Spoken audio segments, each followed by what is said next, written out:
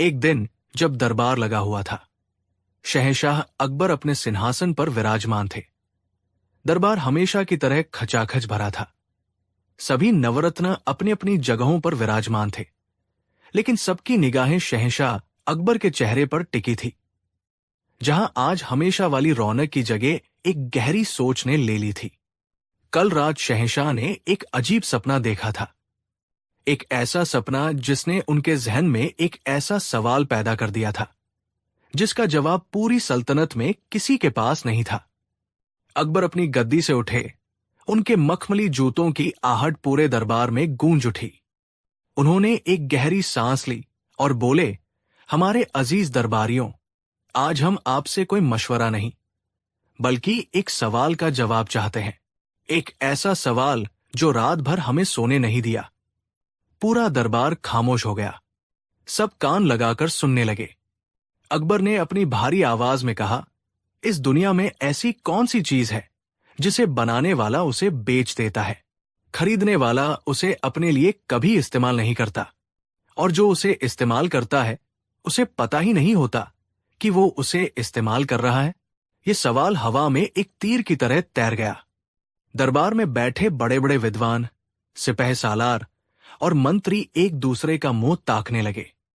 ये सवाल जितना सीधा लगता था उतना ही पेचीदा था।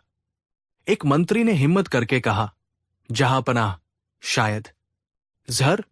अकबर ने सिर हिलाया, नहीं, जहर बनाने वाला बेचता है, लेकिन खरीदने वाला खुद के लिए भी इस्तेमाल कर सकता है, और जिसे दिया जाता है उसे अक्सर पता होता है कि वो क्या पी रहा है। एक और दरबारी बोला, गुलाम? हुजूर? नहीं, अकबर ने कहा, गुलाम को पता होता है कि उसकी जिंदगी अब किसी और की है। एक के बाद एक कई जवाब आए, कफन, जंजीर, तोहफा, लेकिन कोई भी जवाब अकबर के सवाल की तीनों शर्तों पर खरा नहीं उतरा। दरबारियों के चेहरे पर हवाइयां उड़ने लगी। शहंशाह का मूड बिगड़ रहा था। उनकी नजरें अब अपने सबसे काबिल नवरत्न बीरबल को ढूंढ रही थी। बीरबल, जो अब तक खामोशी से सब कुछ सुन रहे थे, धीरे से आगे आए। अकबर ने उम्मीद से पूछा, बीरबल, क्या तुम्हारे पास इस पहेली का कोई हल है? तुम्हारी खामोशी हमें परेशान कर रही है। बीरबल ने अदब से सिर झुकाया और कहा, आलम पनाह, सवाल जितना गहरा है उसका जवाब ही उतना ही गहरा है। ये जवाब दरबार की दीवारों के भीतर किताबों में नहीं, बल्कि बाहर आम लोगों की जिंदगी में छिपा है। मुझे इस राज को सुलझाने के लिए 7 दिन की मोहलत चाहिए। दरबार में कानाफूसी शुरू हो गई। बीरबल का मोहलत मांगना सबको हैरान कर गया। बीरबल के सबसे बड़े प्रतिद्वंद्वी मुल्ला दो प्याजा ने तंज कसा, वाह, लगता है बीरबल की अक्ल ने भी जवाब दे दिया है। 7 दिन? अरे, इस मामूली सवाल के लिए 7 घंटे भी बहुत है। अकबर ने मुल्ला को चुप रहने का इशारा किया और बीरबल से कहा, ठीक है बीरबल, हम तुम्हें 7 दिन का वक्त देते हैं, लेकिन याद रखना, अगर तुम 7 दिन बाद खाली हाथ लौटे तो तुम्हें इस दरबार में अपनी जगह पर शर्मिंदा होना पड़ेगा। बीरबल ने मुस्कुरा कर कहा, मंजूर है जहां पनाह। और इस तरह शुरू हुई बीरबल की खोज। उन्होंने अपना शाही लिबास उतारकर एक साधारण किसान का भेष बनाया और आगरा की गलियों, बाजारों और चौराहों की खाक छानने लगे। उन्होंने सोचा, ये चीज जरूर किसी कारीगर के हाथ से बनती होगी। पहले दिन बीरबल एक कुम्हार के पास पहुंचे। उन्होंने देखा कि कुम्हार सुंदर मटके और सुराहियां बना रहा था। बीरबल ने पूछा, भाई, तुम ये मटके बनाते हो, फिर बेच देते हो, क्या तुम इन्हें खुद इस्तेमाल नहीं करते? कुम्हार हंसा, क्यों नहीं, अपने घर के लिए भी तो मैं ही बनाता हूं, और जो खरीदता है वो तो इसे इस्तेमाल करने के लिए ही लेता है। बीरबल समझ गए ये जवाब नहीं है। दूसरे दिन वो एक लोहार की भट्टी पर पहुंचे जहां तलवारें बन रही थी। बीरबल ने लोहार से वही सवाल किया। लोहार ने जवाब दिया, मैं तलवारें बेचता हूं और सिपाही उन्हें इस्तेमाल करते हैं। बनाने वाला बेचता है, खरीदने वाला इस्तेमाल करता है। ये भी आपका जवाब नहीं है। तीसरे दिन बीरबल एक बुनकर के पास गए जो मलमल का कपड़ा बना रहा था। जवाब वहां भी वही था। बनाने वाला बेचता है और खरीदने वाला उसे पहनता है, यानी इस्तेमाल करता है। 4 दिन बीत गए। बीरबल शहर के हर कारीगर से मिल चुके थे, लेकिन जवाब कहीं नहीं मिला। वो थककर एक पेड़ के नीचे बैठ गए। उन्हें लगने लगा कि शायद मुल्ला 2 प्याजा सही था। शायद ये सवाल उनकी समझ से बाहर था। जैसे जैसे सूरज ढल रहा था, बीरबल की उम्मीद भी डूब रही थी। तभी उनकी नजर एक अजीब सी दुकान पर पड़ी। ये शहर के सबसे आखिर में एक सुनसान कोने में थी। दुकान के बाहर न कोई भीड़ थी, न कोई चमक दमक। बस एक बूढ़ा कारीगर लकड़ी के काम में जुटा हुआ था। उसकी आंखों में एक अजीब सी शांति और गहराई थी। बीरबल उस दुकान की तरफ चल दिए। जब वो पास पहुंचे तो उन्होंने देखा कि वो कारीगर 2 बिल्कुल अलग अलग चीजें बना रहा था। एक तरफ वो बच्चों के लिए खूबसूरत पालने बना रहा था, जिन पर चिड़िया और फूलों की नक्काशी थी। वहीं दूसरी तरफ वो सादे, लंबे लकड़ी के संदूक बना रहा था। बीरबल ने बूढ़े कारीगर को प्रणाम किया। बूढ़े ने नजर उठाकर मुस्कुराते हुए उन्हें बैठने का इशारा किया। बीरबल ने पूछा, चाचा, आप ये क्या बना रहे हैं? बूढ़े कारीगर ने पालने की तरफ इशारा करते हुए कहा, बेटा, ये जिंदगी का स्वागत है। जब कोई नया मेहमान दुनिया में आता है तो ये उसके लिए पहला बिस्तर बनता है। फिर उसने दूसरे संदूक की तरफ इशारा किया। उसकी आवाज में एक ठहराव था। और ये जिंदगी की विदाई है, इंसान का आखिरी बिस्तर। बीरबल के दिल की धड़कन तेज हो गई।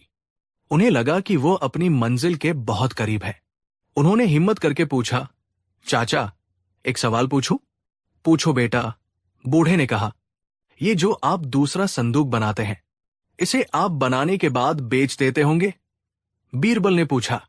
हाँ बेटा, पेट पालने के लिए बेचना तो पड़ता ही है, बूढ़े ने जवाब दिया। और जो इसे खरीदता है, क्या वह इसे अपने लिए इस्तेमाल करता है? बीरबल ने अपनी सांस रोककर पूछा। बूढ़ा कारीगर मुस्कुराया, एक ऐसी मुस्कुराहट जिसमें सदियों का अनुभव छिपा था। उसने कहा, बेटा, आज तक किसी ने यह संदूक अपने लिए नहीं खरीदा। इसे हमेशा कोई बेटा अपने बाप के लिए, कोई भाई अपने भाई के लिए, या कोई रिश्तेदार अपने प्रियजन के लिए खरीदता है। खरीदने वाला इसे कभी अपने लिए इस्तेमाल नहीं कर पाता। बीरबल की आंखों में चमक आ गई। सवाल के 2 हिस्से हल हो चुके थे, अब बस आखिरी हिस्सा बाकी था। उन्होंने लगभग कांपती हुई आवाज में पूछा, और चाचा, जो इसे इस्तेमाल करता है, क्या उसे पता होता है कि वो इसे इस्तेमाल कर रहा है? बूढ़े कारीगर ने एक गहरी सांस ली और आसमान की ओर देखते हुए कहा, बेटा, इस बिस्तर पर सोने वाले को तो ये भी नहीं पता होता कि दुनिया में सुबह हुई है या शाम। वो तो सब कुछ पीछे छोड़ चुका होता है। उसे क्या पता कि उसे लकड़ी के बिस्तर पर लिटाया गया है या सोने के। उसी पल बीरबल को अपना जवाब मिल गया। वो चीज थी ताबूत। बनाने वाला उसे बेचता है, खरीदने वाला उसे अपने लिए इस्तेमाल नहीं करता, और जो इस्तेमाल करता है उसे इसका एहसास तक नहीं होता। बीरबल की आंखों में आंसू आ गए। ये सिर्फ एक पहेली का जवाब नहीं था, ये जीवन का सबसे बड़ा सत्य था। उन्होंने बूढ़े कारीगर के पैर छू लिए और कहा, चाचा, आज आपने मुझे सिर्फ एक सवाल का जवाब नहीं, बल्कि जिंदगी का सबसे बड़ा सबक सिखाया है। 7वें दिन बीरबल दरबार में हाजिर हुए। उनके चेहरे पर न कोई घबराहट थी, न कोई घमंड, बस एक अजीब सी शांति थी। अकबर ने अपनी गद्दी से कहा, तो बीरबल, क्या तुम खाली हाथ लौटे हो या हमारे सवाल का जवाब लेकर आए हो? मुल्ला 2 प्याजा हंसा, जहां अपना, इनकी सूरत बता रही है कि 7 दिन सिर्फ आगरा की धूल फाकी है इन्होंने। बीरबल मुस्कुराए और आगे बढ़े। आलम पनाह, मैं जवाब लेकर आया हूं, लेकिन जवाब बताने से पहले मैं एक कहानी सुनाना चाहता हूं। और फिर बीरबल ने अपनी 7 दिनों की यात्रा की कहानी सुनाई। उन्होंने बताया कि कैसे वो कुम्हार, लोहार और बुनकर से मिले। उन्होंने उस बूढ़े कारीगर, उसके पालनों और उसके बनाए ताबूतों का जिक्र किया। बीरबल ने कहानी इतने भावुक तरीके से सुनाई कि पूरे दरबार में सन्नाटा छा गया। उन्होंने जीवन और मृत्यु के चक्र का ऐसा वर्णन किया कि पत्थर दिल भी पिघल जाए। कहानी के अंत में बीरबल ने कहा, जहांपनाह, आपके सवाल का जवाब किसी किताब में नहीं, बल्कि उस बूढ़े कारीगर की दुकान में छिपा था। वो चीज जिसे बनाने वाला बेच देता है, खरीदने वाला इस्तेमाल नहीं करता और इस्तेमाल करने वाले को पता नहीं होता, वो चीज है एक ताबूत। एक पल की खामोशी के बाद पूरा दरबार तालियों की गड़गड़ाहट से गूंज उठा। अकबर अपनी गद्दी से उठ खड़े हुए। उनकी आंखों में हैरानी और सम्मान का भाव था। वो समझ गए कि बीरबल ने सिर्फ एक पहेली नहीं सुलझाई, बल्कि जीवन के सबसे बड़े सत्य को सबके सामने लाकर रख दिया है। अकबर ने बीरबल को गले लगा लिया और कहा, वाह बीरबल, वाह! तुमने एक बार फिर साबित कर दिया कि बुद्धि केवल ज्ञान से नहीं, बल्कि अनुभव और मानवता की समझ से आती है।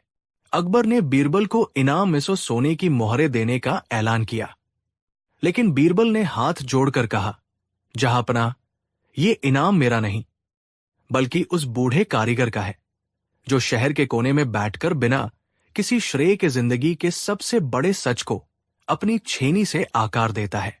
असली ज्ञानी तो वो है। अकबर बीरबल की इस बात से और भी ज्यादा प्रभावित हुए। उन्होंने न केवल उस बूढ़े कारीगर को बुलवाकर सम्मानित किया, बल्कि सल्तनत के सभी कारीगरों के लिए विशेष सुविधाओं का ऐलान भी किया। उस रात अकबर और बीरबल महल की छत पर खड़े आसमान को देख रहे थे। अकबर ने कहा, बीरबल, आज तुमने हमें सिखाया कि सबसे बड़े रहस्य महलों में नहीं, बल्कि आम इंसानों के दिलों में और उनके कामों में छिपे होते हैं। बीरबल ने जवाब दिया, जी जहांपनाह, जिंदगी और मौत बनाने वाले के हाथ में है। हम तो बस इस सफर के मुसाफिर हैं, और हर मुसाफिर की आखिरी मंजिल का बिस्तर एक ही होता है, चाहे वो शहंशाह हो या फकीर। ये कहानी सिर्फ एक सवाल और जवाब की नहीं है। ये कहानी है बुद्धि, मानवता और जीवन के उस अंतिम सत्य की, जिसे हम सब जानते हैं लेकिन अक्सर भूल जाते हैं। बीरबल की बुद्धिमानी ने न केवल एक पहेली को सुलझाया, बल्कि एक बादशाह को उसकी प्रजा के और भी करीब ला दिया। कहानी 2।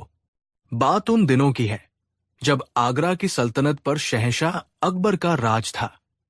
राजधानी की चकाचौंध से दूर एक छोटा सा गांव था जिसका नाम था रामपुर। उस गांव की मिट्टी में मेहनत और ईमानदारी की खुशबू थी। वही रहता था एक भोला भाला किसान, हरिराम। उसके पास ज्यादा कुछ नहीं था, बस 2 बैलों की जोड़ी, एक छोटा सा खेत और एक प्यारा सा परिवार। वो अपनी छोटी सी दुनिया में बहुत खुश था। वो सुबह सूरज के साथ उठता, अपने खेतों में पसीना बहाता और शाम को अपने बच्चों की हंसी में अपनी सारी थकान भूल जाता। लेकिन कहते हैं ना, समय हमेशा एक जैसा नहीं रहता। उस साल इंद्रदेव ऐसे रूठे कि आसमान से पानी की एक बूंद तक न गिरी। धरती प्यास से फट गई, खेत बंजर हो गए और किसानों के चेहरे पर चिंता की लकीरें खिंच गई। हरिराम की सारी फसल चौपट हो गई। घर में जो जमा पूंजी थी, वो भी धीरे धीरे खत्म होने लगी। एक दिन उसकी बेटी बुरी तरह बीमार पड़ गई। वैद्य ने कहा कि इलाज के लिए अच्छी दवाइयां और पौष्टिक भोजन चाहिए, जिसमें काफी खर्चा आएगा। हरिराम के पैरों तले जमीन खिसक गई। एक तरफ सूखी धरती थी, तो दूसरी तरफ बेटी की मुरझाती आंखें। उसने गांव में सबसे मदद मांगी, लेकिन सब खुद ही परेशान थे। कोई उसकी मदद करने की स्थिति में नहीं था। हारकर कांपते पैरों से वह उस रास्ते पर चल पड़ा जिस पर कोई भी शरीफ आदमी जाना नहीं चाहता था, गांव के सबसे अमीर और सबसे बेईमान साहूकार घनश्याम दास के घर की ओर। घनश्याम दास का नाम ही उसकी पहचान थी। वो मकड़ी की तरह था, जो मुसीबत में फंसे लोगों के लिए जाल बिछाता और फिर धीरे धीरे उनका सब कुछ चूस लेता था। उसकी तोंद उसकी दौलत की तरह ही बाहर निकली हुई थी, और उसकी आंखों में सोने की चमक के सिवा कुछ नहीं था।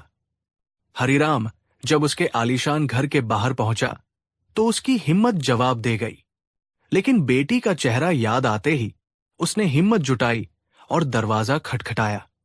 घनश्याम दास बाहर आया और हरिराम को ऊपर से नीचे तक ऐसे देखा जैसे कोई गिद्ध अपने शिकार को देख रहा हो।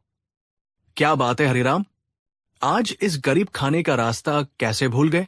सुना है बड़ी तंगी में हो, उसने अपनी मीठी लेकिन जहरीली आवाज में कहा। हरिराम ने हाथ जोड़कर अपनी सारी व्यथा सुनाई। बेटी की बीमारी, सूखे खेत और खाली घर का हाल सुनकर भी घनश्याम दास के चेहरे पर कोई भाव नहीं आया।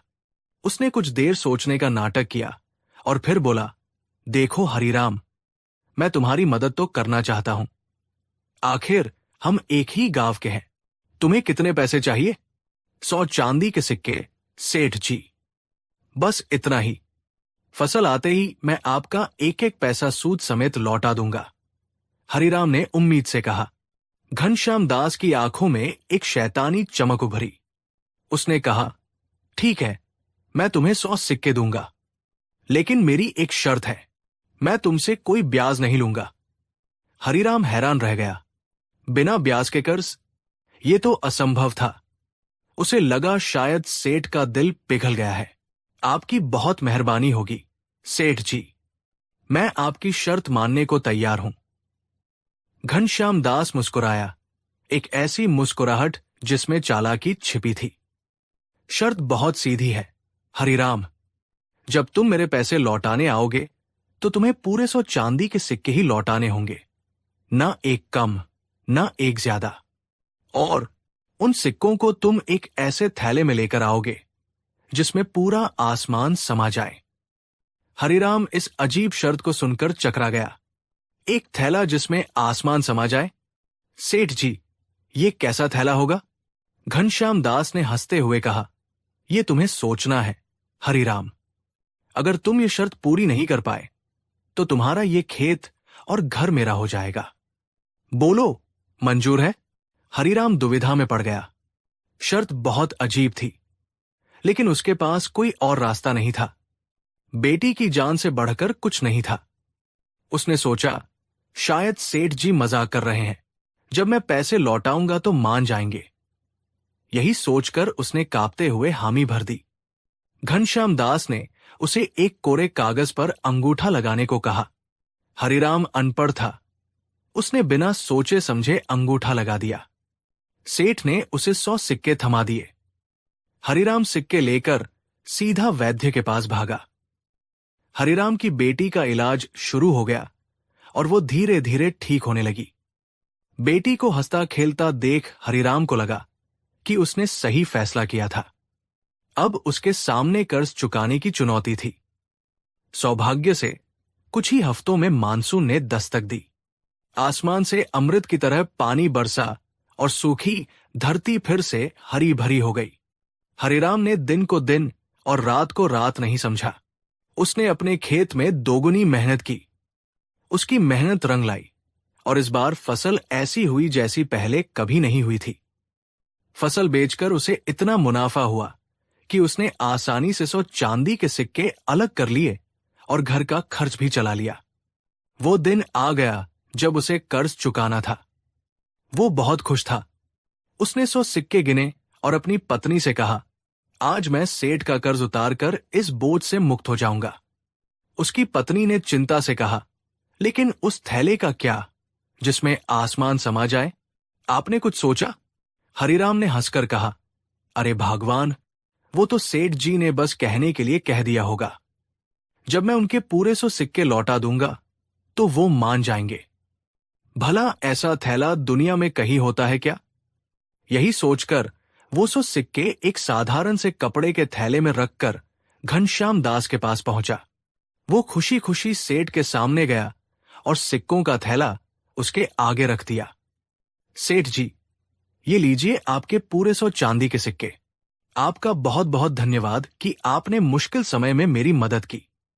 घनश्याम दास ने सिक्कों को देखा तक नहीं। उसकी नजरें हरिराम के चेहरे पर गड़ी थी।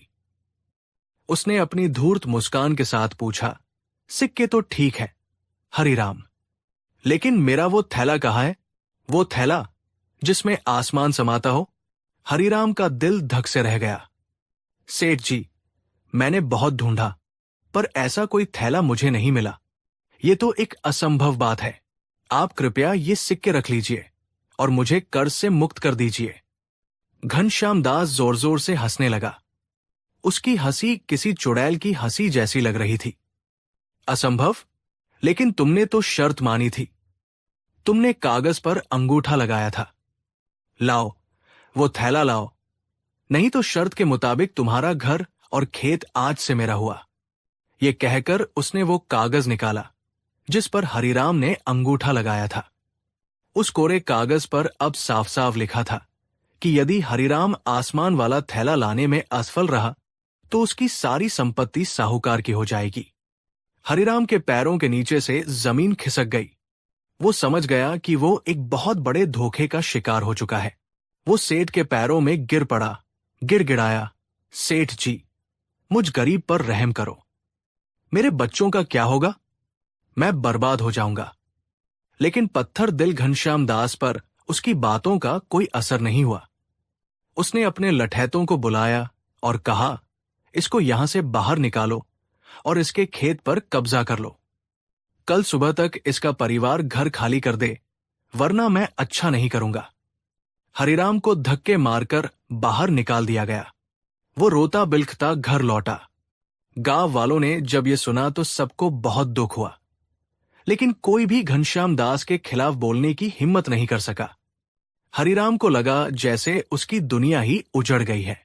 हरिराम कई दिनों तक सदमे में रहा। वो न कुछ खाता न पीता। उसे अपनी बेबसी पर रोना आ रहा था। तभी गांव के एक बूढ़े चचा ने उसे एक सलाह दी। बेटा, रोने से कुछ नहीं होगा। सुना है बादशाह अकबर के दरबार में एक मंत्री है, बीरबल। वो बहुत बुद्धिमान और न्यायप्रिय है। वो बड़े बड़े मुश्किल मसले चुटकियों में सुलझा देते हैं। तुम उनके पास क्यों नहीं जाते? शायद वही तुम्हारी मदद कर सके। डूबते को तिनके का सहारा। हरिराम की आंखों में एक उम्मीद की किरण जागी। उसने फैसला किया कि वो आगरा जाएगा और बीरबल से मदद की गुहार लगाएगा। उसने अपनी पत्नी और बच्चों को समझाया और कुछ दिनों के खाने का इंतजाम करके आगरा के लिए पैदल ही निकल पड़ा। कई दिनों की मुश्किल यात्रा के बाद भूखा प्यासा हरिराम आखिरकार आगरा पहुंचा। राजधानी की भव्यता देखकर वो हैरान रह गया। उसने लोगों से पूछ पूछकर बीरबल के महल का पता किया।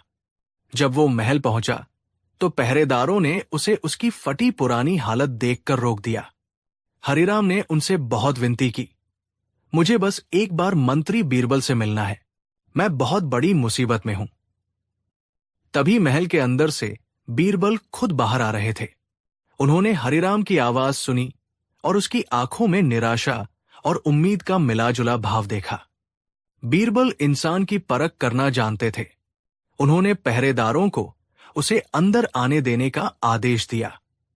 हरिराम बीरबल के सामने पहुंचा और उनके पैरों में गिरकर रोने लगा। बीरबल ने उसे उठाया और बड़े प्यार से पूछा, क्या बात है भाई, तुम इतने परेशान क्यों हो? शांति से मुझे अपनी पूरी कहानी बताओ। हरिराम ने सिसकते हुए अपनी पूरी कहानी, साहूकार की शर्त, धोखे से लिखवाए गए कागज और अपने उजड़ते परिवार के बारे में सब कुछ सच सच बता दिया। पूरी कहानी सुनकर बीरबल की आंखों में गुस्सा उतर आया, लेकिन उनका चेहरा शांत था। उन्होंने उस धूर्त साहूकार की चालाकी को समझ लिया था। उन्होंने कुछ देर गहरी सोच में आंखें बंद की और फिर एक हल्की सी मुस्कान के साथ आंखें खोली। उन्होंने हरिराम के कंधे पर हाथ रखते हुए कहा, चिंता मत करो किसान भाई, तुम्हारे साथ अन्याय नहीं होगा। जैसा मैं कहता हूं तुम वैसा ही करो। जाओ, बादशाह के दरबार में न्याय की गुहार लगाओ। जब तुम्हारा मामला पेश होगा तो मैं वहां मौजूद रहूंगा। और हां, साहूकार से कह देना कि तुम उसकी शर्त पूरी करने के लिए तैयार हो। हरिराम को बीरबल की बातों पर विश्वास नहीं हुआ। लेकिन मंत्री जी, मैं वो आसमान वाला थैला कहां से लाऊंगा? बीरबल मुस्कुराए। उसकी चिंता तुम मत करो। बस तुम आत्मविश्वास के साथ दरबार में अपनी बात रखना, बाकी सब मुझ पर छोड़ दो। बीरबल के शब्दों में ऐसा जादू था कि हरिराम की सारी निराशा दूर हो गई। उसे लगा जैसे भगवान ने खुद उसकी मदद के लिए किसी को भेज दिया है। अगले दिन शहंशाह अकबर का दरबार लगा हुआ था। सभी मंत्री और दरबारी अपनी अपनी जगह पर बैठे थे। तभी हरिराम ने कांपते हुए दरबार में प्रवेश किया और न्याय, शहंशाह, मुझे न्याय चाहिए कहकर गुहार लगाई। अकबर ने उसे अपनी बात कहने का मौका दिया। हरिराम ने अपनी पूरी कहानी सुनाई। फिर घनश्याम दास को भी दरबार में बुलाया गया। घनश्याम दास पूरे आत्मविश्वास के साथ दरबार में आया। उसे लगा कि एक मामूली किसान उसका कुछ नहीं बिगाड़ सकता। उसने शहंशाह के सामने वही शर्त वाला कागज पेश किया और कहा, आलमपना, मैंने तो बस एक सीधी सी शर्त रखी थी। ये किसान अपनी जबान का पक्का नहीं है, इसने शर्त नहीं पूरी की, इसलिए अनुबंध के अनुसार इसका खेत और घर मेरा हुआ। इसमें मैंने क्या गलत किया? दरबार में बैठे सभी लोग हैरान थे। शर्त वाकई बहुत अजीब थी। किसी को समझ नहीं आ रहा था कि इसका क्या हल निकाला जाए। अकबर भी सोच में पड़ गए। उन्हें किसान पर दया आ रही थी, लेकिन कागज तो उसी के खिलाफ था। उन्होंने हरिराम से पूछा, क्या यह सच है कि तुमने ये शर्त मानी थी? हरिराम ने बीरबल की तरफ देखा। बीरबल ने आंखों से उसे हिम्मत रखने का इशारा किया। हरिराम ने बुलंद आवाज में कहा, जी जहांपनाह, मैंने शर्त मानी थी और मैं आज भी अपनी जबान पर कायम हूं। मैं सेठ जी की शर्त पूरी करने को तैयार हूं। यह सुनकर घनश्याम दास और बाकी दरबारी चौंक गए। घनश्याम दास ने मजाक उड़ाते हुए कहा, तो कहाँ है वो थैला? लाओ, दिखाओ हमें भी वो थैला जिसमें आसमान समा जाए।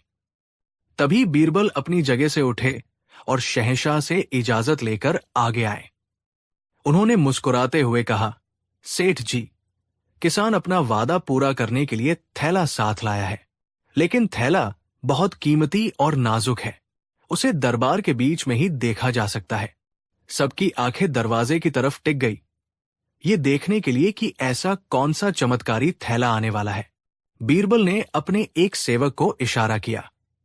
सेवक एक मखमल के कपड़े से ढकी हुई एक छोटी सी चीज लेकर आया। बीरबल ने कपड़ा हटाया। उसके नीचे एक साधारण सा गोल आकार का आईना, दर्पण था, जिसका फ्रेम चांदी का था। पूरा दरबार हैरान रह गया। ये कैसा थैला है? घनश्याम दास गुस्से में चिल्लाया, ये क्या मजाक है बीरबल? मैंने थैला मंगाया था, ये आईना नहीं। बीरबल ने बड़ी शांति से जवाब दिया, सेठ जी, गुस्सा मत कीजिए, जरा गौर से देखिए, यही तो वो थैला है जो आपकी शर्त पूरी करता है। उन्होंने आईना उठाया और उसे घनश्याम दास के चेहरे के सामने कर दिया। देखिए सेठ जी, इस थैले के अंदर क्या है? क्या आपको इसमें पूरा नीला आसमान, सूरज की रोशनी और उड़ते हुए बादल नहीं दिख रहे? इस छोटे से थैले ने अपने अंदर पूरे आसमान को समेट लिया है। अब आप अपनी शर्त के अनुसार ये आसमान वाला थैला स्वीकार कीजिए और इस किसान के कागजात वापस कीजिए। बीरबल का ये जवाब सुनकर पूरा दरबार सन्न रह गया। फिर अचानक शहंशाह अकबर जोर जोर से हंसने लगे। उनकी हंसी के साथ ही पूरा दरबार बीरबल की बुद्धिमानी पर वाह वाह कर उठा। घनश्याम दास का चेहरा देखने लायक था। वो अपनी ही चालाकी के जाल में ऐसा फंसा था कि उसके पास कहने को एक शब्द नहीं था। वो क्या कहता? अगर वो कहता कि ये आसमान नहीं, उसकी परछाई है, तो उसकी शर्त ही झूठी साबित हो जाती। वो पूरी तरह निरुत्तर हो गया था। बीरबल यही नहीं रुके। उन्होंने अकबर से कहा, जहांपनाह, एक बात और है। उन्होंने साहूकार से लिया हुआ कागज अपने हाथ में लिया और उसे रोशनी में करके दिखाया। आलमपनाह, जरा इस कागज को देखिए। इस पर अंगूठे का निशान पहले लगाया गया है और लिखावट बाद में की गई है। स्याही की ताजगी और अंगूठे के निशान का फैलाव ये साज बताता है कि इस भोले भाले किसान से एक कोरे कागज पर अंगूठा लगवाया गया था। अब तो घनश्याम दास की चोरी पूरी तरह पकड़ी गई। उसका चेहरा सफेद पड़ गया और वो डर के मारे कांपने लगा। शहंशाह अकबर का चेहरा गुस्से से लाल हो गया। उन्होंने हुक्म सुनाया, इस बेईमान और धूर्त साहूकार को फौरन कैद कर लिया जाए। इसकी सारी अवैध संपत्ति जब्त करके गरीबों में बांट दी जाए और हरिराम का खेत और घर उसे पूरे सम्मान के साथ वापस किया जाए। साथ ही इसे 100 सोने की मोहरें इनाम के तौर पर दी जाए। दरबार शहंशाह अकबर की जय और बीरबल की जय के नारों से गूंज उठा। हरिराम की आंखों से खुशी के आंसू बह रहे थे। उसने बीरबल के पैर पकड़ लिए। बीरबल ने उसे उठाकर गले से लगा लिया और कहा, याद रखना हरिराम, जब तक तुम्हारे इरादे नेक और तुम्हारी मेहनत सच्ची है, दुनिया की कोई भी चालाकी तुम्हें हरा नहीं सकती। सत्य परेशान हो सकता है, लेकिन पराजित नहीं। हरिराम खुशी खुशी अपने गांव लौटा। घनश्याम दास को उसके किए की सजा मिल चुकी थी और पूरे गांव ने सीखा कि लालच और बेईमानी का रास्ता हमेशा बर्बादी की ओर ही जाता है।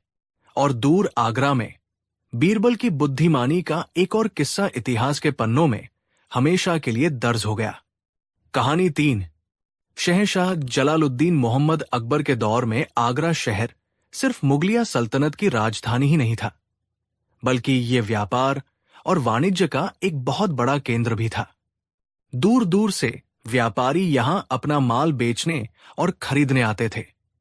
शहर की सड़कें हमेशा चहल पहल से भरी रहती थी और इन्हीं सड़कों पर कभी कभी ईमानदारी की कहानियां जन्म लेती थी, तो कभी कभी बेईमानी के किस्से भी मशहूर हो जाते थे।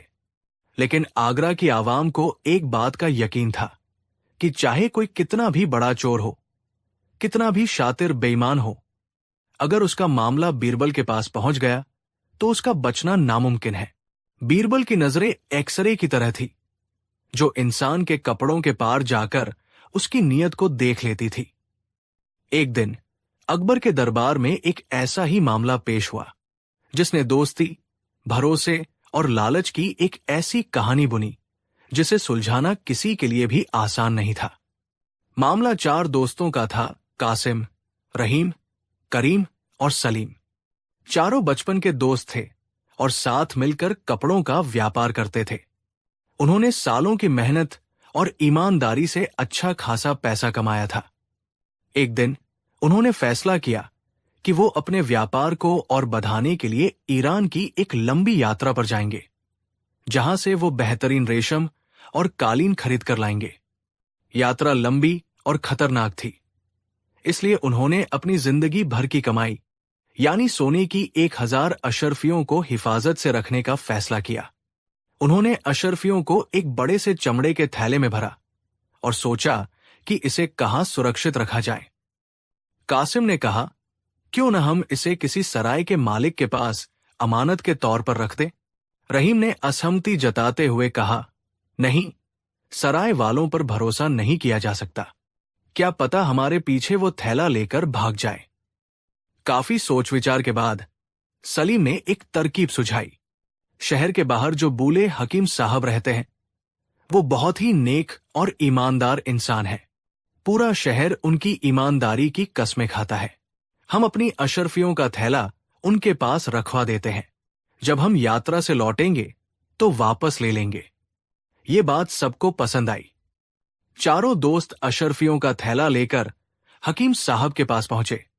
हकीम साहब, जिनका नाम इब्राहिम था, एक छोटी सी कुटिया में रहते थे और मुफ्त में गरीबों का इलाज करते थे। उन्होंने चारों दोस्तों की बात सुनी। ठीक है बच्चों, उन्होंने मुस्कुराकर कहा, मैं तुम्हारी अमानत को अपनी जान से ज्यादा संभाल कर रखूंगा, लेकिन मेरी एक शर्त है। क्या शर्त हकीम साहब? करीम ने पूछा। शर्त यह है कि जब तुम लोग वापस आओगे तो तुम चारों को एक साथ मेरे पास आना होगा। मैं ये थैला किसी एक के हवाले नहीं करूंगा, बल्कि जब तक तुम चारों मेरे सामने मौजूद नहीं होगे, मैं ये अमानत वापस नहीं दूंगा। चारों दोस्तों ने खुशी खुशी ये शर्त मान ली। उन्हें लगा कि इससे उनकी अमानत और भी ज्यादा सुरक्षित हो गई है। हकीम साहब ने थैला ले लिया और चारों दोस्त ईरान की अपनी लंबी यात्रा पर निकल पड़े। महीनों बीत गए। चारों दोस्तों ने ईरान में खूब व्यापार किया और अच्छा मुनाफा कमाया। वो बहुत खुश थे, लेकिन कहते हैं ना कि जब इंसान के पास जरूरत से ज्यादा पैसा आ जाता है तो अक्सर उसकी नीयत खराब होने लगती है। एक रात जब चारों दोस्त एक सराय में रुके हुए थे, कासिम के मन में एक शैतानी ख्याल आया। उसने रहीम और करीम को चुपके से अपने पास बुलाया जब सलीम सो रहा था। दोस्तों, कासिम ने फुसफुसाकर कहा, हमारे पास अब इतना पैसा हो गया है कि हमें उन 1000 अशरफियों की कोई खास जरूरत नहीं है। तो रहीम ने पूछा, तो ये? कासिम ने अपनी आंखों में एक धूर्त चमक के साथ कहा कि सलीम हम चारों में सबसे ज्यादा सीधा और भोला है। क्यों ना हम तीनों आगरा वापस चलकर हकीम साहब से कहें कि सलीम रास्ते में ही मर गया और हम तीनों ही अपनी अमानत वापस लेने आए हैं। हकीम साहब हमारी बात मान लेंगे। हम तीनों उन अशरफियों को आपस में बांट लेंगे और सलीम को भनक भी नहीं लगेगी। पहले तो रहीम और करीम को यह बात अच्छी नहीं लगी, लेकिन फिर सोने की अशरफियों के लालच ने उनकी आंखों पर पर्दा डाल दिया। तीनों ने मिलकर ये घिनौनी साजिश रच डाली।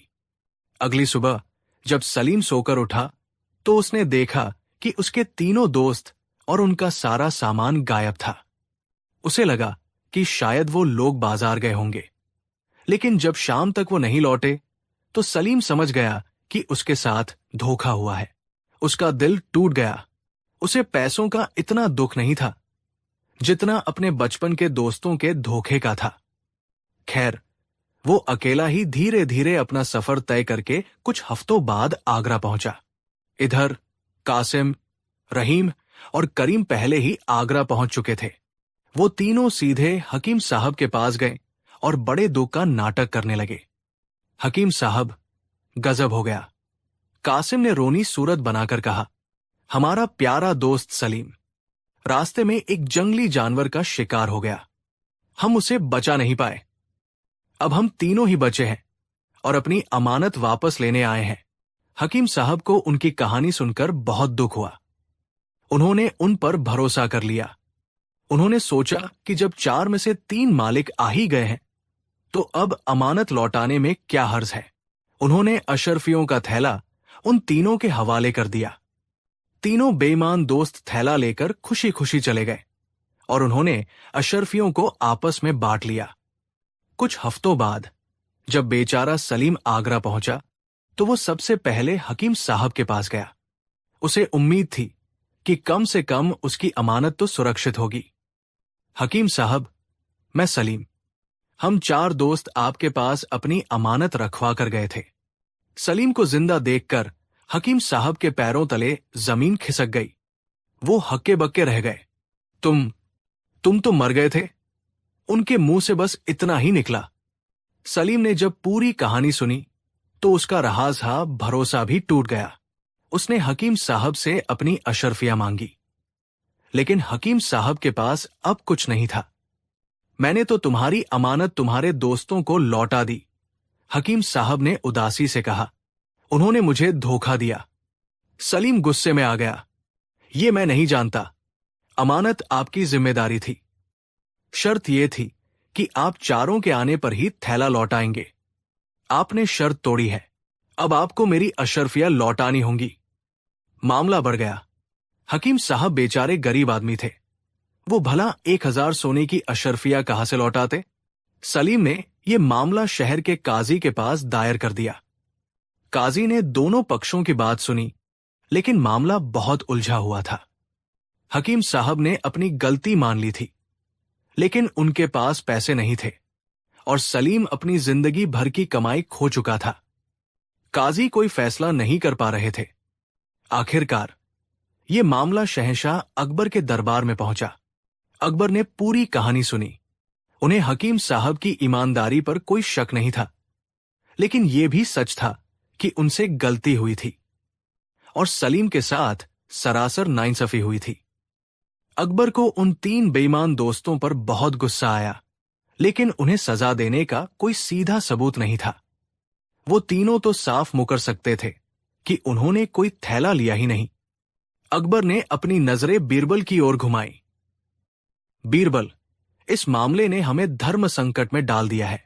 एक तरफ एक ईमानदार इंसान की गलती है और दूसरी तरफ एक पीड़ित का हज, और इन सब के पीछे है वो 3 शातिर धोखेबाज।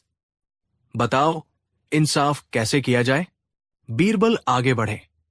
उन्होंने पहले सलीम की आंखों में देखा, जिसमें दुख और गुस्सा था। फिर उन्होंने बूले हकीम साहब की ओर देखा, जिनकी आंखों में शर्मिंदगी और बेबसी थी। जहां पनाह, बीरबल ने कहा, इंसाफ होगा, और ऐसा होगा कि दूध का दूध और पानी का पानी हो जाएगा। बस मुझे उन 3 दोस्तों कासिम, रहीम और करीम को दरबार में पेश करने की इजाजत दी जाए। तीनों दोस्तों को तुरंत दरबार में हाजिर किया गया।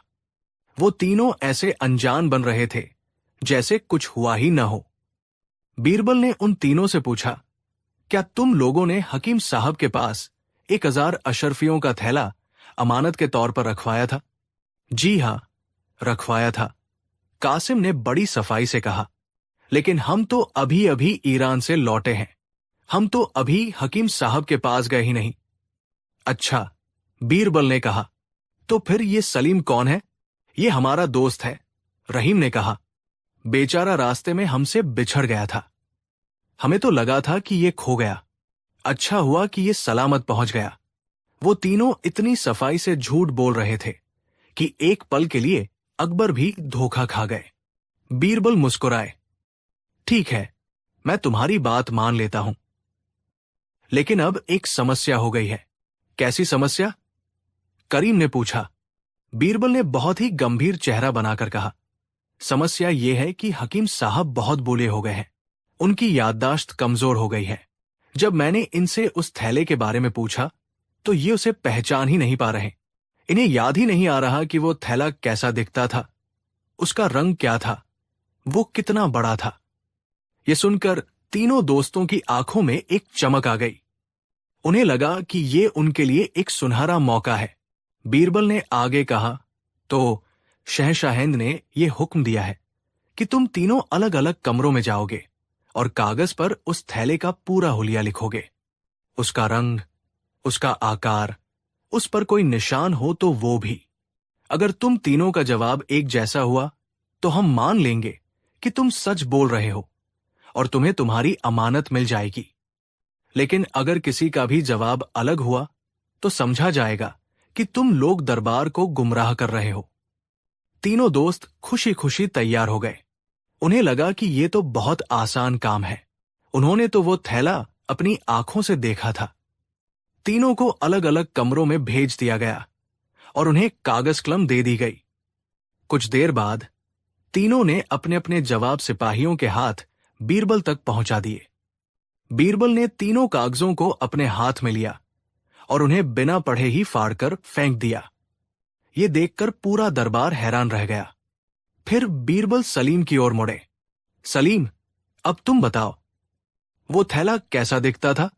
सलीम, जो अब तक चुपचाप ये सब देख रहा था, थोड़ा घबराया।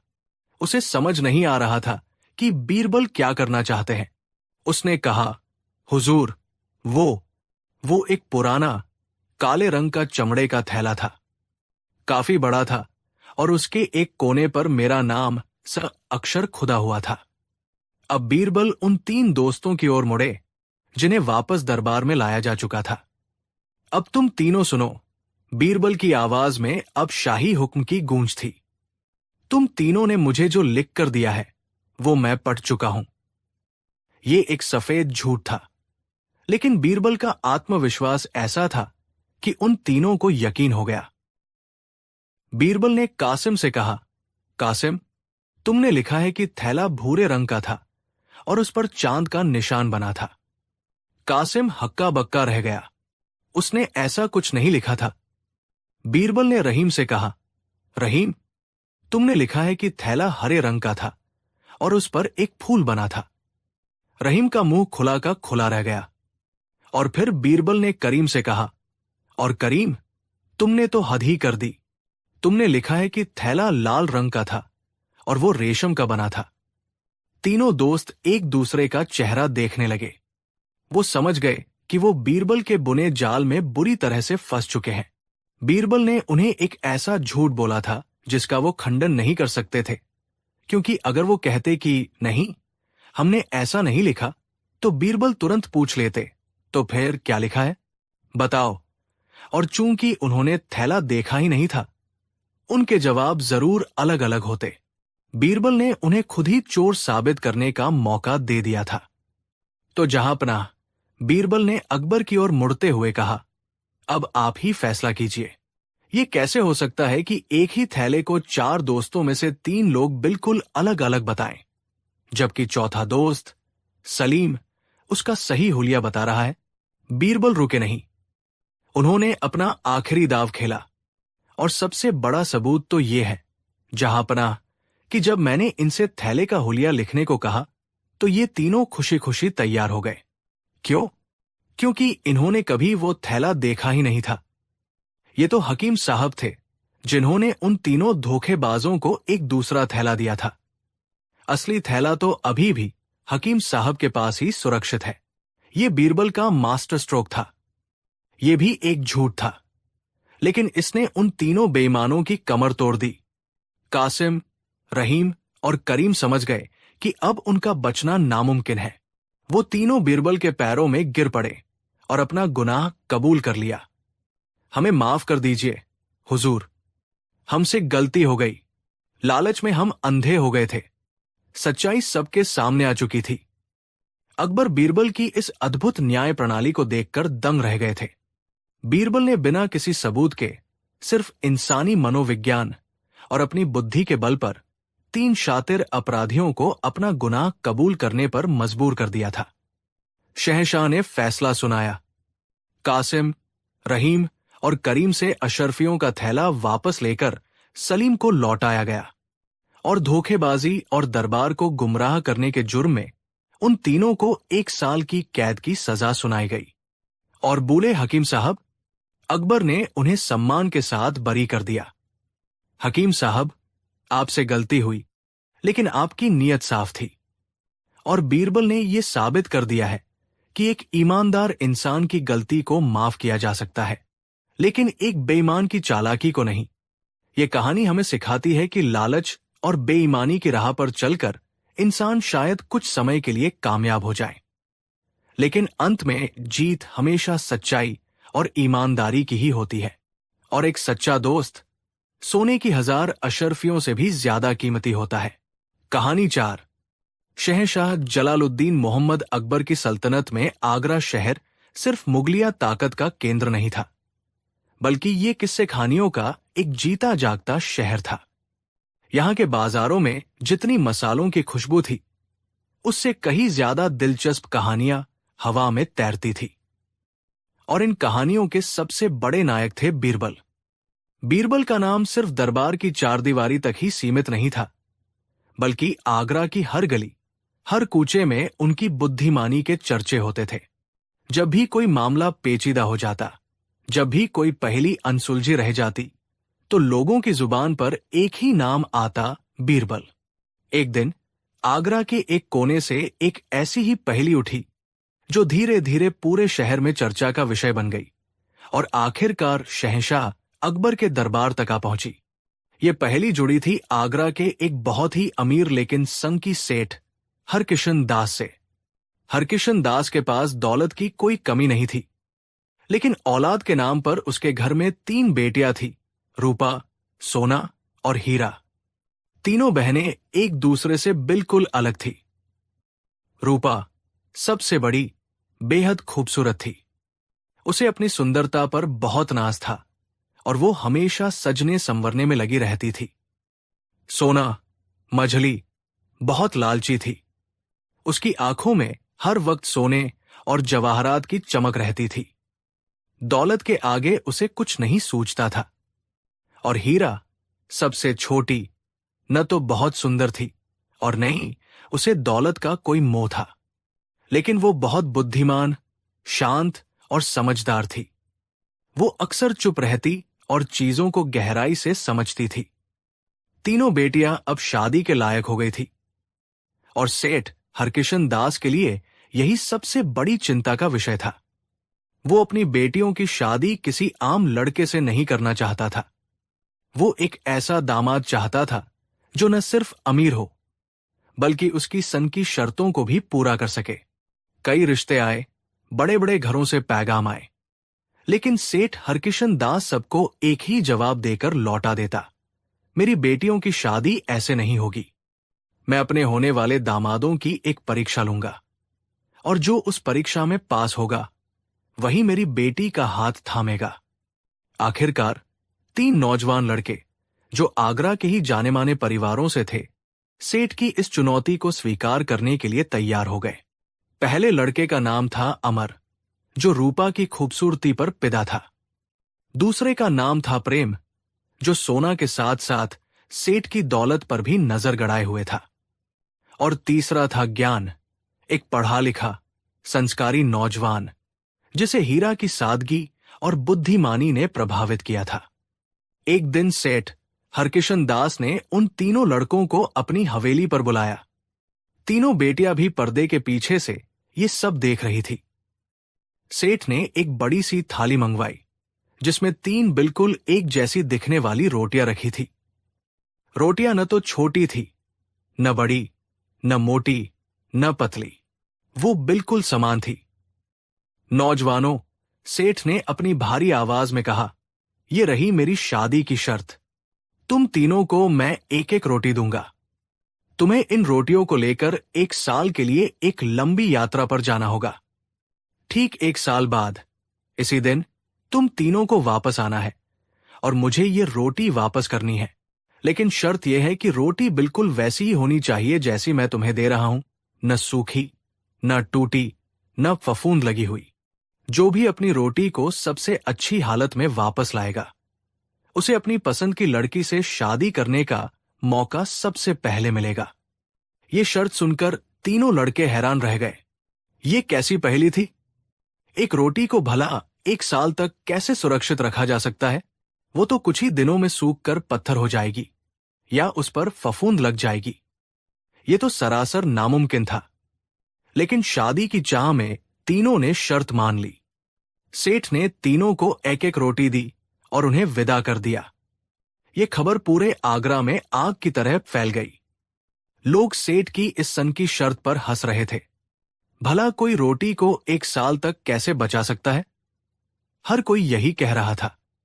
तीनों लड़के अपने अपने घोड़ों पर सवार होकर अलग अलग दिशाओं में निकल पड़े। अमर, जिसे रूपा से शादी करनी थी, बहुत परेशान था। उसने सोचा, ये रोटी ही मेरी शादी की रुकावट है, मैं इसे कैसे बचाऊं? उसने रोटी को एक मलमल के कपड़े में लपेटा और उसे अपनी कमर में बांध लिया। वो हर रोज उसे खोलकर देखता, उसे धूप दिखाता, लेकिन कुछ ही हफ्तों में रोटी सूखकर पत्थर जैसी हो गई। उसकी सारी उम्मीदें टूट गई। उसने सोचा कि अब कुछ नहीं हो सकता और वो यात्रा छोड़कर वापस अपने घर लौट आया। प्रेम, जो सोना के लालच में अंधा था, बहुत चालाक था। उसने सोचा, सेठ ने ये तो नहीं कहा कि यही रोटी वापस करनी है। उसने कहा है कि ऐसी रोटी वापस करनी है। उसने उस रोटी को खा लिया और अपनी यात्रा पर निकल पड़ा। उसने फैसला किया कि 1 साल पूरा होने से ठीक 1 दिन पहले वो किसी नानबाई से बिल्कुल वैसी ही ताजी रोटी बनवा लेगा और सेठ को दे देगा। वो अपनी इस चालाकी पर बहुत खुश था। अब बचा ज्ञान, जिसे हीरा से शादी करनी थी। वो बहुत समझदार था। उसने सेठ की शर्त पर बहुत गहराई से सोचा। सेठ एक बुद्धिमान व्यापारी है, वो कोई मूर्खतापूर्ण शर्त नहीं रख सकता। जरूर इस पहेली के पीछे कोई गहरा मतलब छिपा है। ज्ञान ने उस रोटी को नहीं खाया। वो उसे लेकर पास के एक गांव में गया। वहां उसने एक गरीब किसान को ढूंढा, जिसके पास जमीन तो थी, लेकिन बीज खरीदने के पैसे नहीं थे। ज्ञान ने वो रोटी उस किसान को दे दी। किसान हैरान हो गया, ये तो सिर्फ एक रोटी है, मैं इसका क्या करूंगा? ज्ञान ने मुस्कुराकर कहा, ये सिर्फ एक रोटी नहीं है, ये गेहूं के दानों से बनी है। तुम इस रोटी को तोड़कर इसके दानों को अपने खेत में बो दो। किसान को बात समझ में आ गई। उसने रोटी के दानों को अपने खेत में बो दिया। ज्ञान भी उसी गांव में रुक गया और किसान के साथ मिलकर खेत की देखभाल करने लगा। कुछ ही महीनों में खेत में गेहूं की सुनहरी फसल लहलहाने लगी। जब फसल कटी तो उस एक रोटी के दानों से कई बोरी गेहूं पैदा हुआ। ज्ञान ने उस गेहूं का एक हिस्सा किसान को उसकी मेहनत के लिए दे दिया और बाकी का गेहूं लेकर बाजार में बेच दिया। मिले हुए पैसों से उसने और जमीन खरीदी और अगले मौसम में और ज्यादा गेहूं उगाया। इस तरह 1 साल के भीतर उस एक रोटी की बदौलत ज्ञान ने एक बड़ा सा खेत और अनाज का एक गोदाम तैयार कर लिया था। ठीक 1 साल बाद वादा किया हुआ दिन आ गया। सेठ हरकिशन दास की हवेली में महफिल जमी थी। शहर के बड़े बड़े लोग इस अनोखी शर्त का नतीजा देखने के लिए इकट्ठा हुए थे। अमर तो पहले ही हार मान चुका था, इसलिए वो नहीं आया। सबसे पहले प्रेम आया। उसके चेहरे पर जीत की मुस्कान थी। उसने एक मखमली रुमाल में लिपटी एक रोटी सेठ के सामने पेश की। सेठ जी, ये रही आपकी अमानत, उसने गर्व से कहा।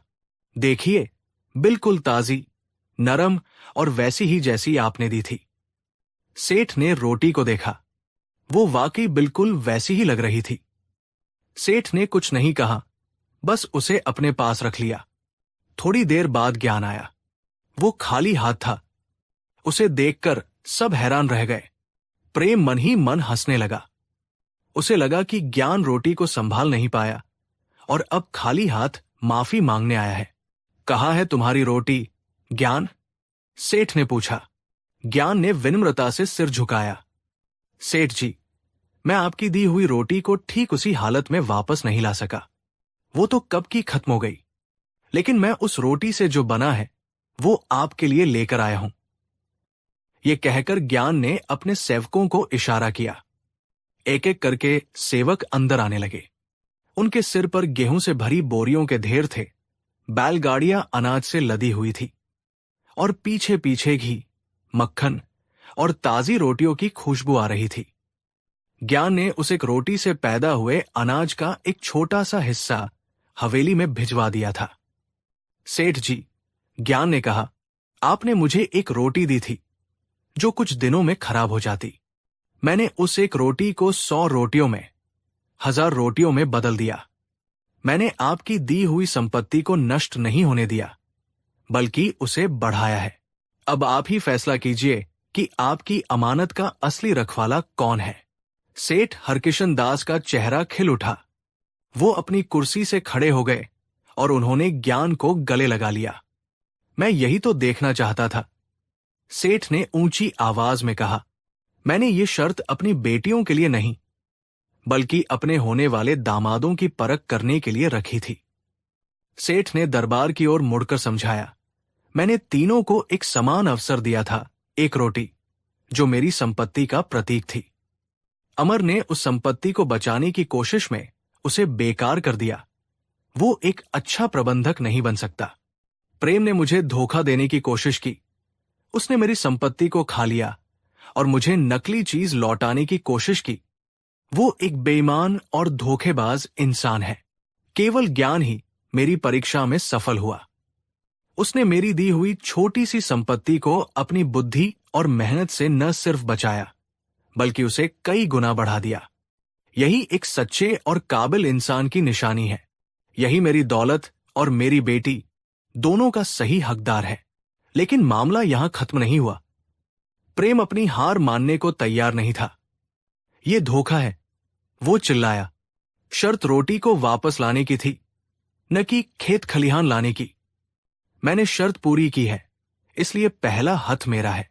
मामला इतना बिगड़ गया कि उसे शहंशाह अकबर के दरबार में ले जाना पड़ा।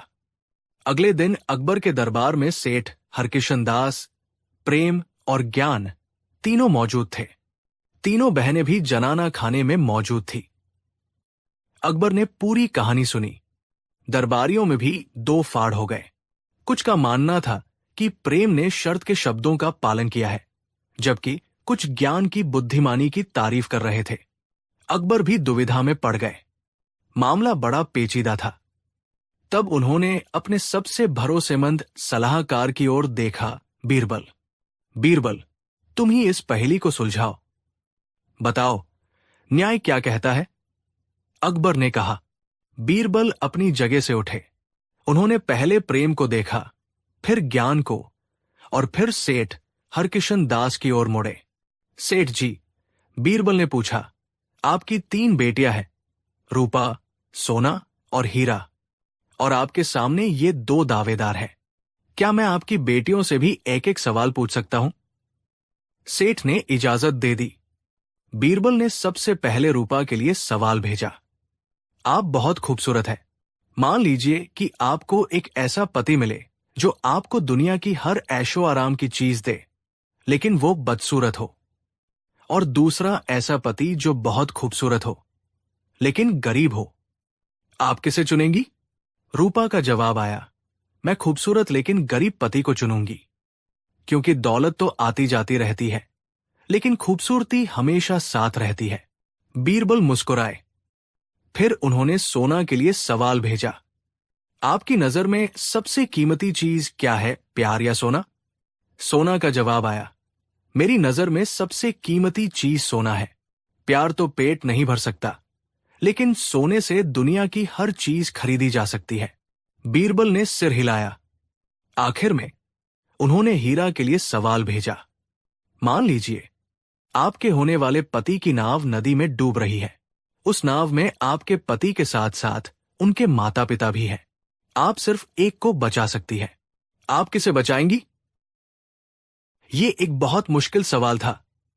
दरबार में सन्नाटा छा गया। थोड़ी देर बाद हीरा का जवाब आया। जवाब बहुत ही छोटा था।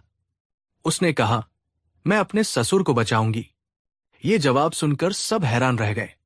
पति को नहीं, सास को नहीं, सिर्फ ससुर को क्यों? अकबर ने पूछा, बीरबल, इस जवाब का क्या मतलब है? बीरबल ने मुस्कुराकर समझाया, जहां पनाह, यहीं पर सारी पहेली का हल छिपा है।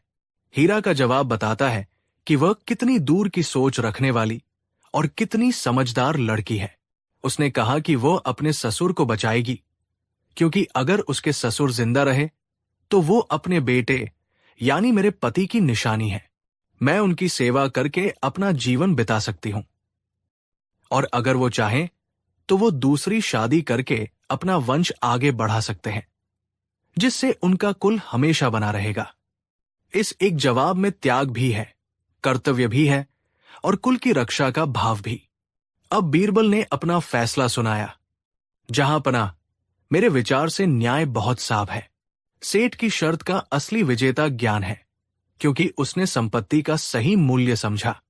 लेकिन शादी सिर्फ शर्त से नहीं, बल्कि जोड़ों की आपसी समझ से भी तय होनी चाहिए। रूपा को खूबसूरती पसंद है, और प्रेम भी ऊपरी दिखावे पर यकीन करता है। सोना को दौलत का लालच है, और प्रेम भी दौलत का भूखा है। शायद इन दोनों का जोड़ा बेहतर बने, लेकिन ज्ञान, जिसने एक दाने से पूरा खलिहान बना दिया, उसकी गहरी सोच और समझदारी का मुकाबला सिर्फ हीरा ही कर सकती है, जिसने एक जवाब में अपने पूरे भविष्य और कर्तव्य का नक्शा खींच दिया। ये दोनों एक दूसरे के लिए ही बने हैं।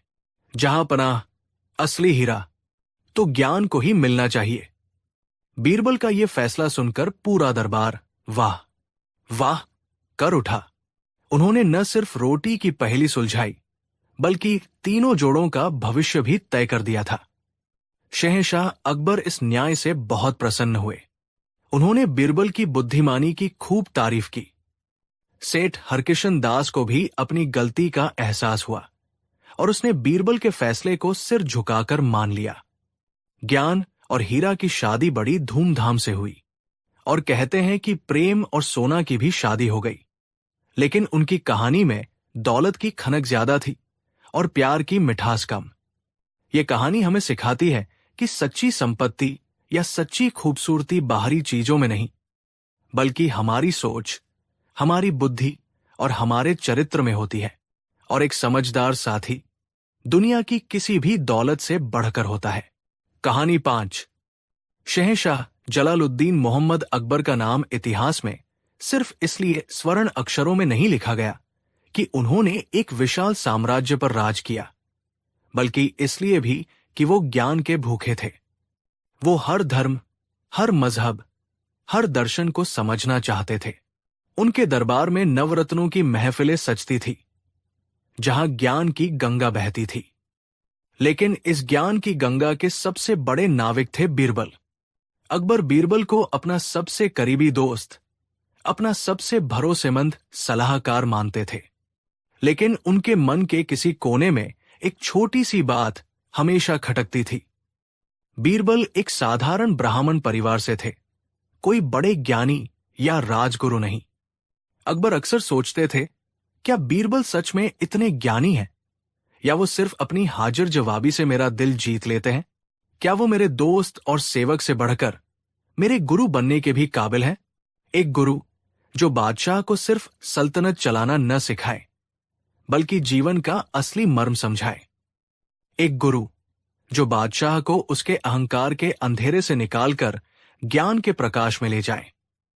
अकबर ऐसे ही गुरु की तलाश में थे। इसी बीच ईरान से एक बहुत बड़े सूफी संत शेख आलम आगरा की यात्रा पर आए। शेख आलम का ज्ञान और उनकी रूहानियत की चर्चाएं दूर दूर तक फैली थी। अकबर उनके व्यक्तित्व से बहुत प्रभावित हुए। उन्होंने शेख आलम को अपना गुरु बनाने का निश्चय कर लिया और उन्हें शाही मेहमान के तौर पर महल में ही रुकने का आग्रह किया। शेख आलम के आने से दरबार का माहौल बदल गया। अब ज्यादातर समय धार्मिक और दार्शनिक बहसों में गुजरने लगा। अकबर घंटों तक शेख आलम के चरणों में बैठकर उनसे ज्ञान की बातें सुनते। धीरे धीरे उन्होंने दरबार के बाकी मामलों से खुद को थोड़ा दूर कर लिया। बीरबल ये सब देख रहे थे। उन्हें शेख आलम के ज्ञान पर कोई संदेह नहीं था, लेकिन उन्हें यह भी दिख रहा था कि अकबर ज्ञान की खोज में इतने डूब गए हैं कि वो एक बादशाह के रूप में अपने कर्तव्यों से विमुख हो रहे हैं। सल्तनत के जरूरी फैसले रुके हुए थे। फरियादियों की भीड़ महल के बाहर बढ़ती जा रही थी और अकबर थे कि रूहानियत की दुनिया में खोए हुए थे।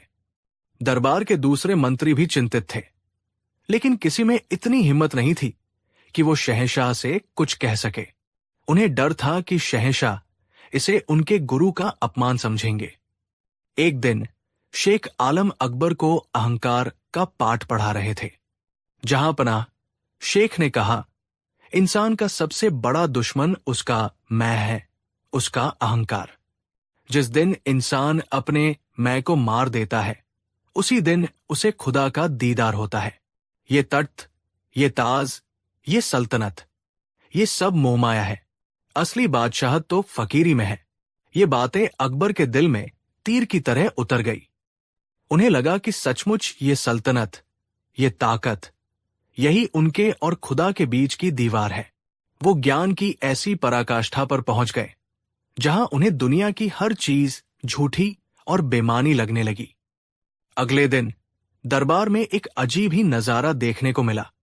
शहंशाह अकबर अपने तर्क पर बैठे थे, लेकिन उनकी आंखों में एक अजीब सी वीरानी और उदासी थी। उन्होंने एक फरमान जारी किया, आज से हम शहंशाह हिंद जलालुद्दीन मोहम्मद अकबर अपनी पूरी सल्तनत में एक ऐलान करते हैं। अकबर की आवाज में कोई शाही रौब नहीं, बल्कि एक थकावट थी। हम चाहते हैं कि हमारी पूरी अवाम, हर मजहब का हर इंसान हमारे लिए दुआ करे, लेकिन दुआ हमारी लंबी उम्र या हमारी सल्तनत की कामयाबी के लिए नहीं, बल्कि हमारी मौत के लिए करे। ये सुनते ही पूरे दरबार में जैसे बिजली दौड़ गई। सन्नाटा इतना गहरा हो गया कि लोगों को अपनी धड़कनों की आवाज सुनाई दे रही थी। शहंशाह अपनी ही मौत की दुआ मांग रहे थे। ये क्या हो रहा था? हाँ, अकबर ने आगे कहा, हम चाहते हैं कि हमें जल्द से जल्द मौत आ जाए, ताकि हम इस झूठी दुनिया, इस मोहमाया के जाल से आजाद होकर अपने खुदा से मिल सके। जो भी हमारे लिए सबसे सच्ची और असरदार मौत की दुआ करेगा, हम उसे अपनी सल्तनत का सबसे बड़ा इनाम देंगे। ये एक अभूतपूर्व और भयावह फरमान था। मंत्रियों ने, सलाहकारों ने, यहां तक कि खुद शेख आलम ने भी शहंशाह को समझाने की कोशिश की, लेकिन अकबर अपनी बात पर अड़े रहे। उन्हें लगता था कि यही मोक्ष का एकमात्र रास्ता है। पूरे आगरा में ये खबर आग की तरह फैल गई। लोग डर गए। वो अपने प्यारे बादशाह के लिए ऐसी दुआ कैसे कर सकते थे? लेकिन शाही फरमान का उल्लंघन करने की हिम्मत किसमें थी? मजबूरी में मस्जिदों, मंदिरों और गुरुद्वारों में लोग इकट्ठा तो हुए, लेकिन किसी के दिल से अपने बादशाह के लिए मौत की दुआ नहीं निकल रही थी। सब ऊपरी मन से कुछ बुदबुदाकर चले जाते थे। दिन बीतते गए। अकबर हर रोज दरबार में आते और पूछते, क्या किसी की दुआ कबूल हुई? क्या फरिश्ते मेरी जान लेने आए? लेकिन हर बार जवाब ना में ही मिलता। इस सब से अकबर की उदासी और बेचैनी और बढ़ती जा रही थी। उन्हें लग रहा था कि शायद उनकी आवाम उनसे सच्चा प्यार नहीं करती, इसीलिए उनकी दुआओं में असर नहीं है। सल्तनत का कामकाज पूरी तरह से ठप हो गया था। ऐसा लग रहा था जैसे मुगलिया सल्तनत का सूरज डूबने वाला है। और इन सब के दौरान बीरबल खामोश थे। वो हर रोज दरबार में आते, ये सब देखते और बिना कुछ कहे चले जाते। उनकी ये खामोशी बाकी दरबारियों को खल रही थी। उन्हें लग रहा था कि बीरबल भी अब डर गए हैं और उनके पास भी इस समस्या का कोई हल नहीं है। एक हफ्ता बीत गया। उस दिन जुमे का दिन था।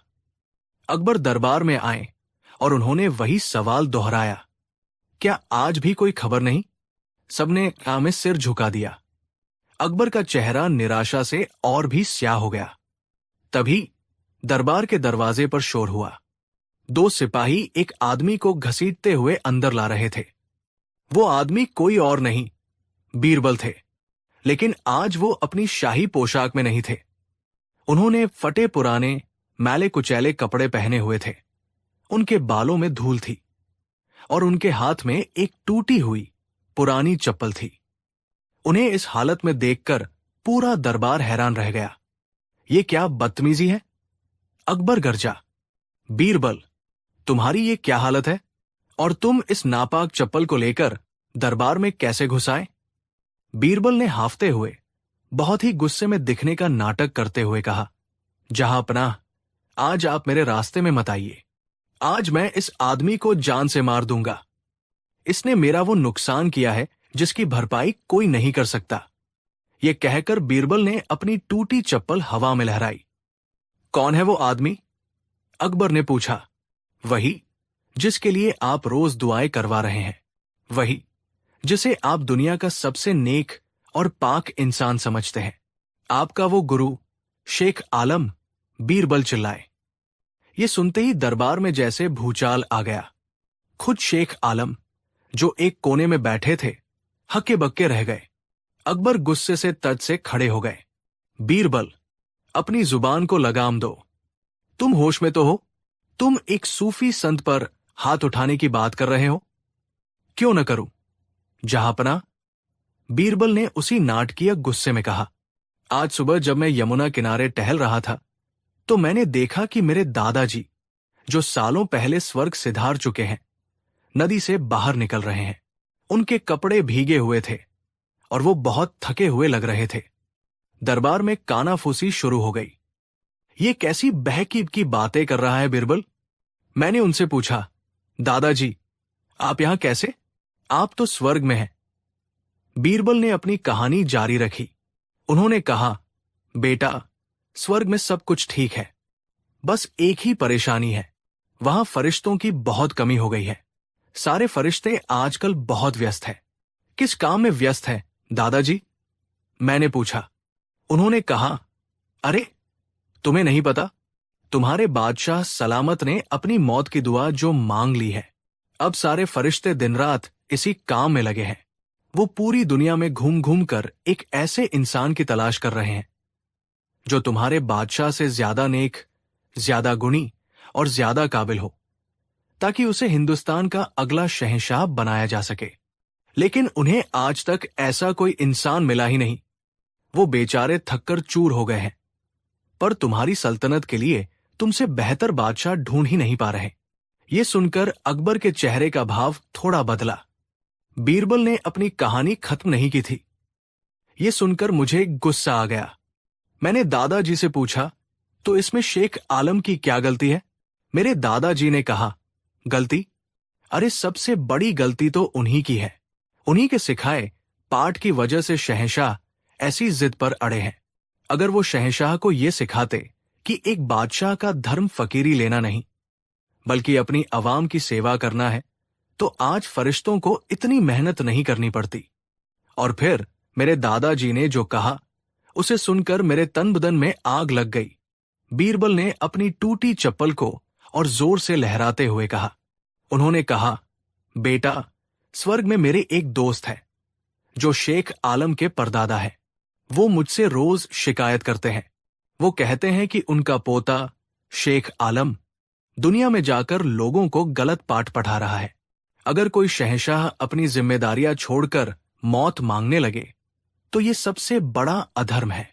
मेरे दोस्त शेख आलम के परदादा इतने गुस्से में हैं कि उन्होंने कहा है कि अगर अगली बार शेख आलम उन्हें स्वर्ग में दिखे तो वो उन्हें इसी टूटी चप्पल से पीटेंगे, क्योंकि उन्होंने एक महान बादशाह को गुमराह किया है। तो जहां पनाह, बीरबल ने अपनी बात खत्म करते हुए कहा, ये चप्पल मेरी नहीं है, ये तो शेख आलम के परदादा जी की अमानत है, जो उन्होंने मेरे दादाजी के हाथों मेरे पास भिजवाई है। अब आप ही बताइए, क्या मुझे ये अमानत उसके असली हकदार तक नहीं पहुंचानी चाहिए? कहानी खत्म हो चुकी थी। दरबार में गहरा, बहुत गहरा सन्नाटा था। लेकिन ये डर का सन्नाटा नहीं था, ये उस सच्चाई को समझने का सन्नाटा था जो सबके सामने नंगी खड़ी थी। शेख आलम का चेहरा शर्म से झुक गया था। उन्हें अपनी गलती का एहसास हो गया था। उन्होंने ज्ञान तो दिया, लेकिन अधूरा ज्ञान दिया। उन्होंने अकबर को यह तो बताया कि अहंकार क्या है, लेकिन ये नहीं बताया कि एक राजा का अहंकार अपनी प्रजा की सेवा में ही विलीन होता है, सल्तनत को छोड़ने में नहीं। और शहंशाह अकबर, वो अपनी जगह पर मूर्ति की तरह खड़े थे। बीरबल की कहानी ने उनके दिलो दिमाग पर एक हथौड़े की तरह चोट की थी। उन्हें एक पल में सब कुछ साफ साफ नजर आने लगा। उन्हें समझ में आ गया कि वो ज्ञान की खोज में कितने अंधे हो गए थे कि अपने सबसे बड़े कर्तव्य को ही भूल बैठे थे।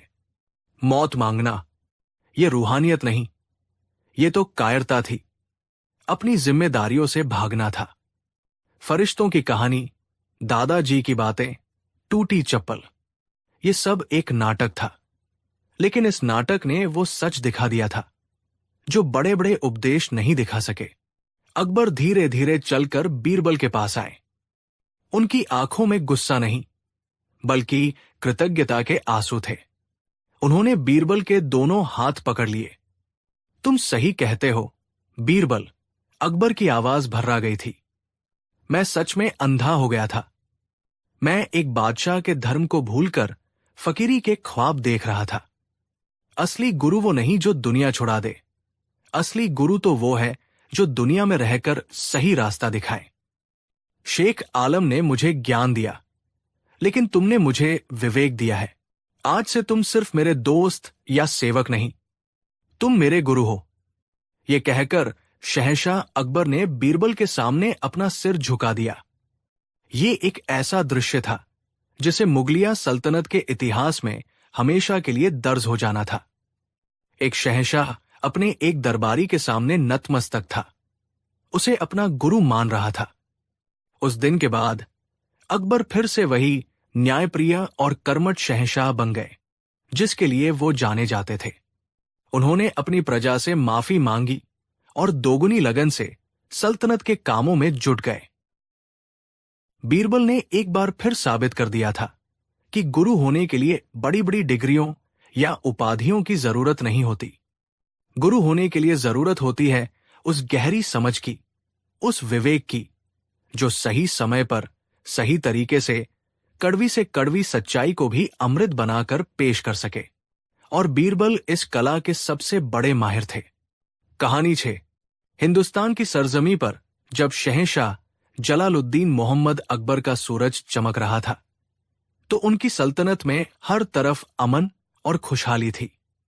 लेकिन एक बादशाह की सबसे बड़ी ताकत सिर्फ उसकी फौज या उसका खजाना नहीं होती, बल्कि उसके सलाहकार होते हैं, जो उसे सच का आईना दिखाते हैं।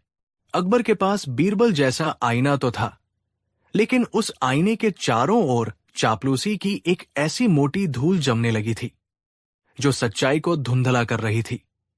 दोस्तों, चापलूसी या खुशामद एक ऐसा मीठा जहर है जो धीरे धीरे इंसान की सोचने समझने की शक्ति को खत्म कर देता है। और जब यह जहर एक बादशाह के कानों में घुलने लगे तो पूरी सल्तनत खतरे में पड़ जाती है।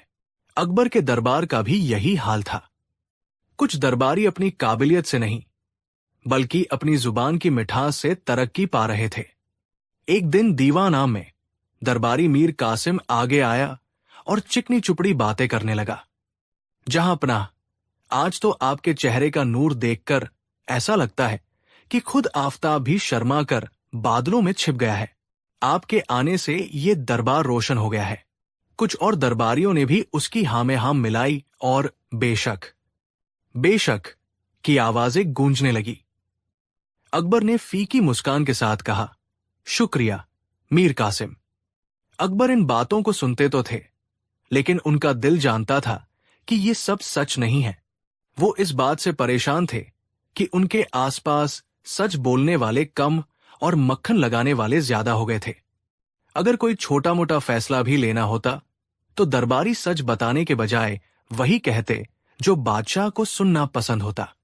उन्हें डर था कि अगर यही चलता रहा तो एक दिन वो कोई ऐसी बड़ी गलती कर बैठेंगे जिसकी सजा पूरी सल्तनत को भुगतनी पड़ेगी। इस पूरे दरबार में बस एक ही शख्स था जो इस मीठे जहर के असर से कोसों दूर था, और वो थे बीरबल। बीरबल देख रहे थे कि कैसे चापलूसी का दीमक मुगल सल्तनत की नींव को खोखला कर रहा था। वो जानते थे कि अगर इसे अभी नहीं रोका गया तो बहुत देर हो जाएगी। एक शाम जब दरबार खत्म हो गया, अकबर ने बीरबल को अपने निजी कक्ष में बुलाया। बीरबल, अकबर ने चिंतित स्वर में कहा, तुम देख रहे हो दरबार का क्या हाल है। मुझे ऐसा महसूस होता है जैसे मैं सच सुनने के लिए तरस गया हूं। मेरे दरबारी मेरी आंखों में आंखें डालकर झूठ बोलते हैं और उसे सच की चाशनी में लपेटकर पेश करते हैं।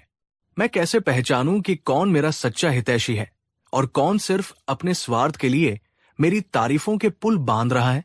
बीरबल ने शांत भाव से उत्तर दिया, जहां पनाह, सोने की परख आग में ही होती है।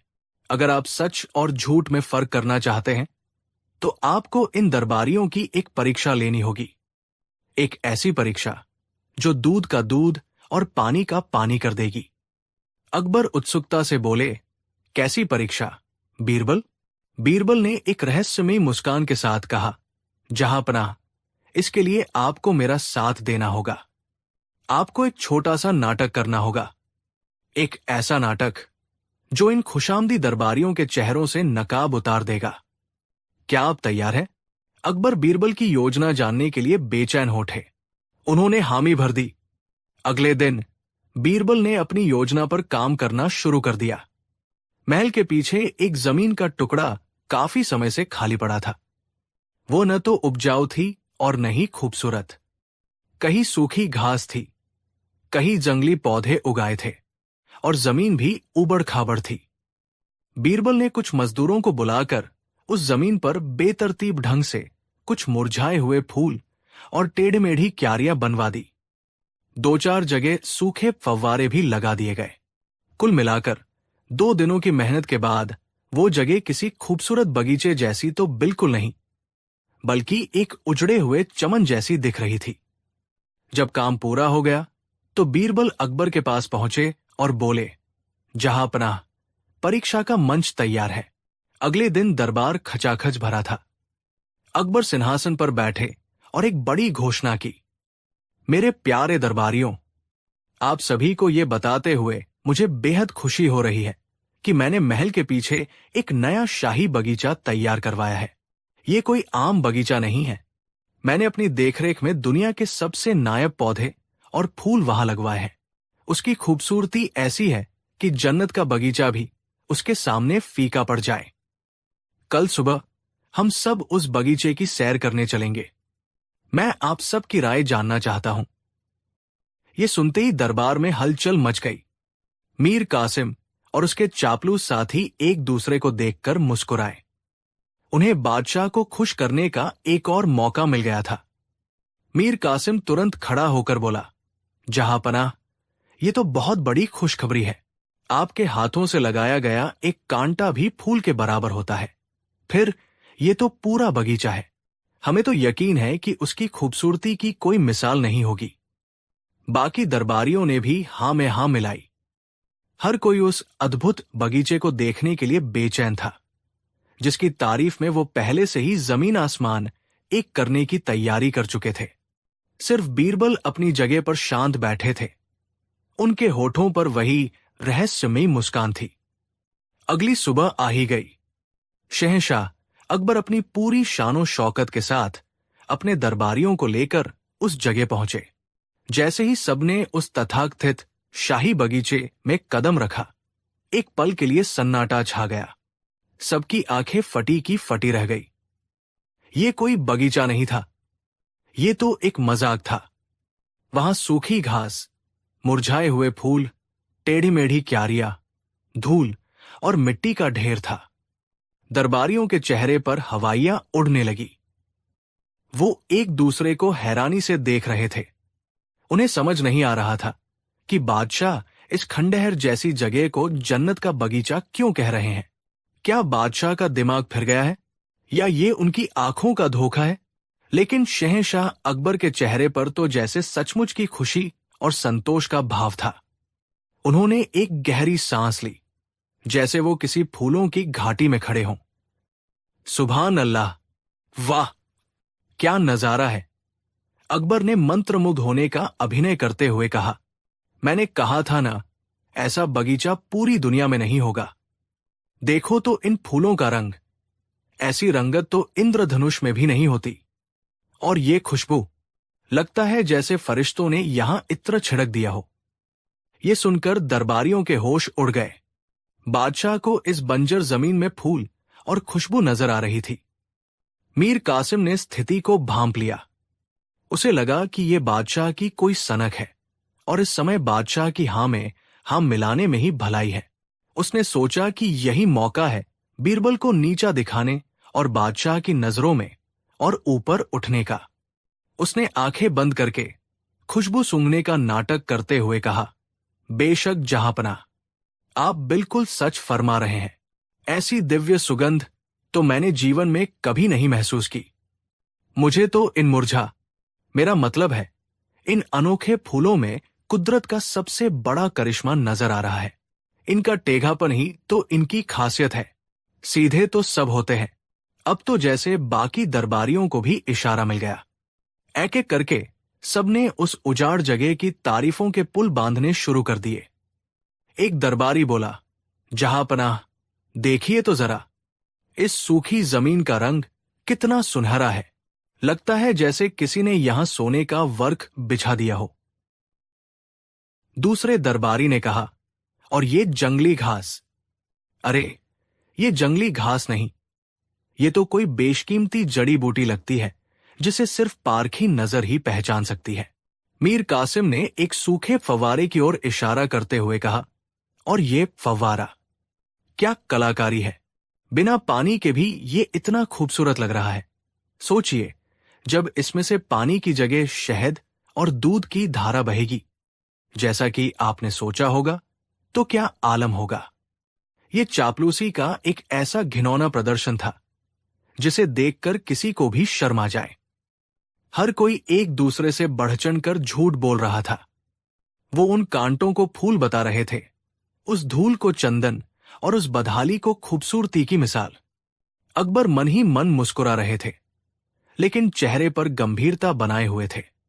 वो सबकी बातें बड़े ध्यान से सुन रहे थे और सिर हिला रहे थे। इस पूरे तमाशे के दौरान बीरबल चुपचाप एक कोने में खड़े सब कुछ देख रहे थे।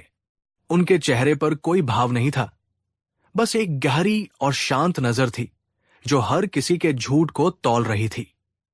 जब लगभग सभी दरबारी अपनी अपनी कल्पना के घोड़े दौड़ा चुके, तब अकबर बीरबल की ओर मुड़े। बीरबल, तुम चुप क्यों हो? उन्होंने थोड़ी सख्ती से पूछा। क्या तुम्हें इस बगीचे में कोई खूबसूरती नजर नहीं आ रही? पूरा दरबार इसकी तारीफ कर रहा है और तुम हो कि पत्थर की मूरत बने खड़े हो। क्या तुम्हारी आंखें खराब हो गई है या तुम मेरी पसंद का अपमान कर रहे हो? अब सबकी नजरें बीरबल पर टिक गई। मीर कासिम और उसके साथियों के चेहरों पर एक विजयी मुस्कान थी। उन्हें लगा आज बीरबल फंस गया। अगर वो सच बोलेगा तो बादशाह का गुनहगार बनेगा, और अगर झूठ बोलेगा तो उसकी बुद्धिमानी का ढोंग सबके सामने आ जाएगा। दरबार में एक पल के लिए फिर सन्नाटा छा गया। ये बीरबल की परीक्षा की घड़ी थी।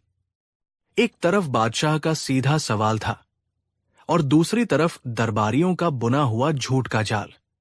बीरबल ने एक गहरी सांस ली। वो जानते थे कि अब नाटक के आखिरी पर्दे को उठाने का समय आ गया है। बीरबल ने बहुत ही शांत और विनम्रता से सिर झुकाकर कहा, जहांपनाह, गुस्ताखी माफ हो। न तो मेरी आंखें खराब है और न ही मैं आपकी पसंद का अपमान करने की जुर्रत कर सकता हूं।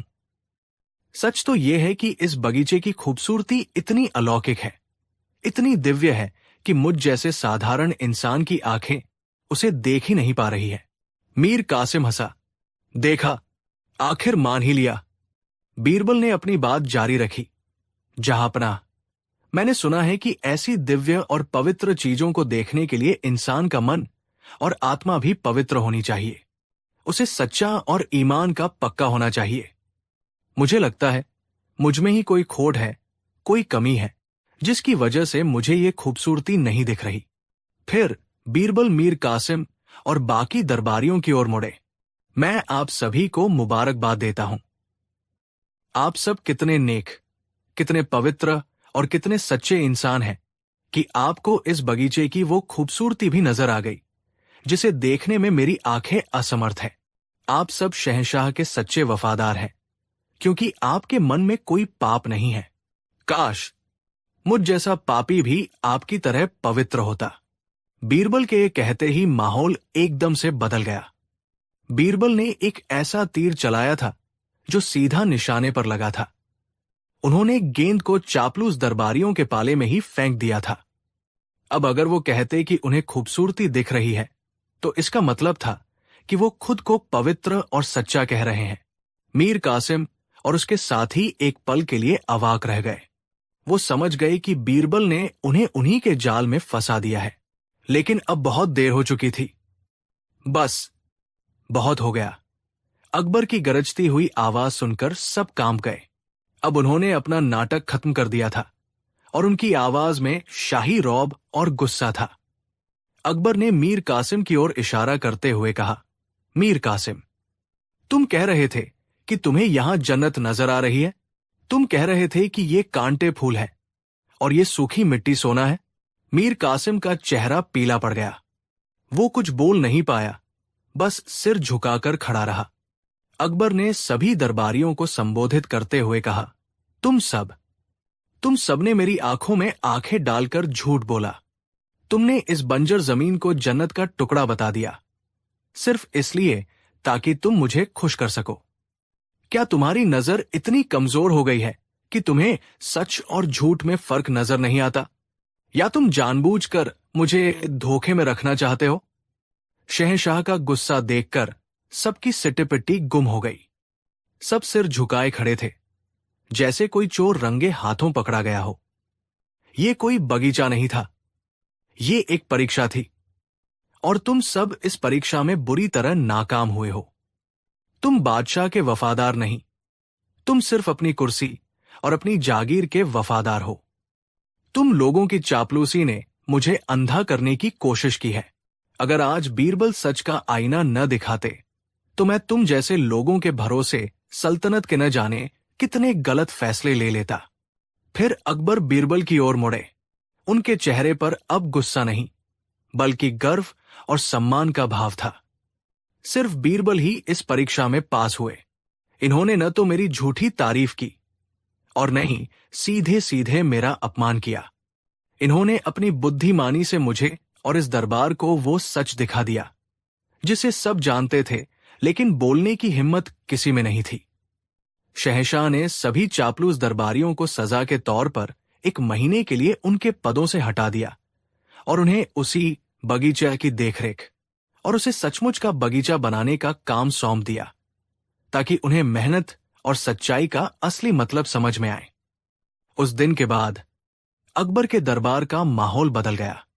दरबारियों को समझ में आ गया था कि शहंशाह को झूठी तारीफ नहीं, बल्कि कड़वा सच पसंद है। बीरबल ने एक बार फिर साबित कर दिया कि एक सच्चा सलाहकार और दोस्त वही होता है जो आपको आपकी कमियां बताए, न कि वो जो आपकी हर गलती पर पर्दा डाले। दोस्तों, ये कहानी हमें सिखाती है कि चापलूसी की नींव पर बनी कोई भी इमारत ज्यादा देर तक टिक नहीं सकती। चाहे हमारी निजी जिंदगी हो या पेशेवर, हमें हमेशा उन लोगों की कद्र करनी चाहिए जो हमें सच का आईना दिखाते हैं, क्योंकि वही हमारे सच्चे हितैषी होते हैं। एक सच्चा आलोचक 100 झूठे प्रशंसकों से बेहतर होता है। कहानी 7। हिंदुस्तान की सरजमी पर जब मुगलिया सल्तनत का परचम लहरा रहा था और शहंशाह जलालुद्दीन मोहम्मद अकबर तख्त पर विराजमान थे, तो उनका दरबार सिर्फ दौलत और ताकत का ही केंद्र नहीं था, बल्कि ज्ञान, कला और बुद्धि का एक संगम भी था। अकबर के नवरत्नों की चमक पूरी दुनिया में फैली हुई थी, लेकिन उन सभी में जो सितारा सबसे ज्यादा रोशन था, वो थे बीरबल। बीरबल की बुद्धि किसी तेज धार वाली तलवार की तरह थी, जो बड़ी से बड़ी मुश्किल को भी बिना खून बहाए काट देती थी। उनकी हाजिर जवाबी और न्यायप्रियता के किस्से आवाम की जुबान पर ऐसे चढ़े थे जैसे कोई लोकगीत। शहंशाह अकबर भी बीरबल को सिर्फ एक मंत्री नहीं, बल्कि अपना सबसे करीबी दोस्त और सलाहकार मानते थे। बीरबल की यही निकटता और उनका बढ़ता यश दरबार के कुछ अमीरों की आंखों में बुरी तरह खटकता था। इन अमीरों में सबसे प्रमुख था मिर्जा जफर बेग। जफर बेग एक पुराने और खानदानी तुर्की अमीर परिवार से ताल्लुक रखता था। वो लंबा चौड़ा, बलशाली और एक बेहतरीन सिपह सालार था। जंग के मैदान में उसकी तलवार दुश्मनों के लिए मौत का पैगाम होती थी। उसे अपनी ताकत, अपनी बहादुरी और अपने खानदान पर बहुत घमंड था। उसकी नजर में बीरबल एक साधारण ब्राह्मण था, एक भाट का बेटा, जो सिर्फ अपनी मीठी बातों और चापलूसी के दम पर शहंशाह का खास बन बैठा था। वो बीरबल की बुद्धिमानी को महज एक ढोंग समझता था। जब भी शहंशाह अकबर किसी मसले पर बीरबल की राय लेते या उनकी तारीफ करते, जफर बेग का खून खौल उठता। उसे लगता था कि सल्तनत के फैसले तलवार की नोक पर होने चाहिए, न कि किसी मसखरे की बातों पर। वो मौके की तलाश में था, एक ऐसे मौके की जब वो पूरी सल्तनत के सामने बीरबल को जलील कर सके और शहंशाह को दिखा सके कि दिमागी ताकत, जिस्मानी ताकत के सामने कुछ भी नहीं है। और एक दिन उसे ये मौका मिल ही गया। दरबार एक खास लगा हुआ था। काबुल से आए एक दूत ने सरहद पर चल रहे एक जटिल विवाद को शहंशाह के सामने रखा। दरबार के बड़े बड़े सूरमा और सलाहकार घंटों तक बहस करते रहे, लेकिन कोई हल नहीं निकल पा रहा था। मामला इतना पेचीदा था कि लग रहा था कि अब जंग के सिवा कोई चारा नहीं है। तभी अकबर ने बीरबल की ओर देखा। बीरबल, जो अब तक खामोशी से सब सुन रहे थे, आगे आए। उन्होंने केवल 5 मिनट तक अपनी बात रखी और एक ऐसा रास्ता सुझाया जिससे सांप भी मर जाए और लाठी भी न टूटे। उनका हल सुनकर काबुल का दूत भी दंग रह गया और शहंशाह अकबर का चेहरा गर्व से खिल उठा। वाह बीरबल, वाह! अकबर अपने सिंहासन से खड़े हो गए। तुम्हारे दिमाग में सचमुच कोई जादू है। जो काम बड़ी बड़ी तलवारें नहीं कर सकती, वो तुम्हारी जुबान कर देती है। हमें तुम पर नाज है। ये तारीफ जफर बेग के सीने में एक तीर की तरह लगी। उसका सब्र का बांध टूट गया। वो अपनी जगह से उठा और उसकी भारी आवाज पूरे दरबार में गूंज गई।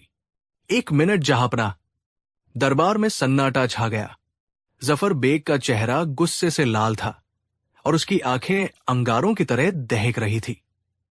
गुस्ताखी माफ हो, शहंशाह, लेकिन आप हर बार इस भाट की झूठी तारीफ करके हम जैसे वफादार सिपाहियों की तौहीन करते हैं, जिन्होंने इस सल्तनत के लिए अपना खून बहाया है। अकबर हैरान रह गए। मिर्जा जफर बेग, ये तुम क्या कह रहे हो? अपनी हद में रहो। मैं अपनी हद में ही हूं। जहां अपना, जफर बेग ने बीरबल की ओर घृणा से देखते हुए कहा। आप इसके दिमाग की तारीफ करते हैं, इसकी चतुराई के गीत गाते हैं, लेकिन मेरे लिए इसकी तथाकथित बुद्धि इस कच्ची ईंट से ज्यादा कुछ नहीं है। ये कहते हुए उसने अपने एक सेवक को इशारा किया। वो सेवक दरबार में एक खुरदुरी, बेडौल, भट्ठे से निकली कच्ची ईंट ले आया। जफर बेग ने उस ईंट को अपने हाथ में उठाया और बीरबल के सामने जमीन पर पटक दिया। ये देखो, वो गरजा, ये है तुम्हारे चहेते बीरबल की अक्ल की असलियत। भद्दी, खुरदुरी, साधारण और हर गली कूचे में मिलने वाली। इसमें कोई कला नहीं, कोई नफासत नहीं। जैसे ये ईंट सिर्फ दीवारें बनाने के काम आती है, वैसे ही इसकी बुद्धि सिर्फ बातें बनाने के काम आती है। इसकी कोई असली कीमत नहीं है। पूरा दरबार स्तब्ध था। ये एक सीधा, नंगा और क्रूर अपमान था। बीरबल की बुद्धि को एक कच्ची ईंट के बराबर बताकर जफर बेग ने उनकी पूरी शख्सियत पर कीचड़ उछाल दिया था। कुछ दरबारी जो जफर बेग के खेमे के थे, दबी जुबान में मुस्कुरा रहे थे। उन्हें लग रहा था कि आज बीरबल का खेल खत्म हो गया। अकबर का चेहरा गुस्से से तमतमा रहा था, लेकिन जफर बेग ने अपनी बात को एक चुनौती का रूप दे दिया था। तो बीरबल, जफर बेग ने व्यंग्य से कहा, मैं तुम्हें चुनौती देता हूं। ये रही मेरी तरफ से तुम्हारी अक्ल को भेंट। अब तुम मुझे इस ईंट का जवाब दो, एक ऐसा जवाब जो इस तोहफे के बराबर हो। अगर तुम सच में इतने ही बुद्धिमान हो तो दिखाओ अपनी काबिलियत। अब मामला शहंशाह के हाथ से निकलकर बीरबल के पाले में आ गया था। हर कोई सांस रोके बीरबल की ओर देख रहा था। बीरबल के चेहरे पर न तो गुस्सा था, न ही घबराहट। उन्होंने शांत भाव से जमीन पर पड़ी उस ईंट को देखा और फिर जफर बेग की आंखों में आंखें डालकर मुस्कुराए। मिर्जा साहब, बीरबल ने बहुत ही शांत और सधी हुई आवाज में कहा, मैं आपकी चुनौती और आपका ये तोहफा दोनों स्वीकार करता हूं। आपने मुझे इस ईंट का जवाब देने को कहा है।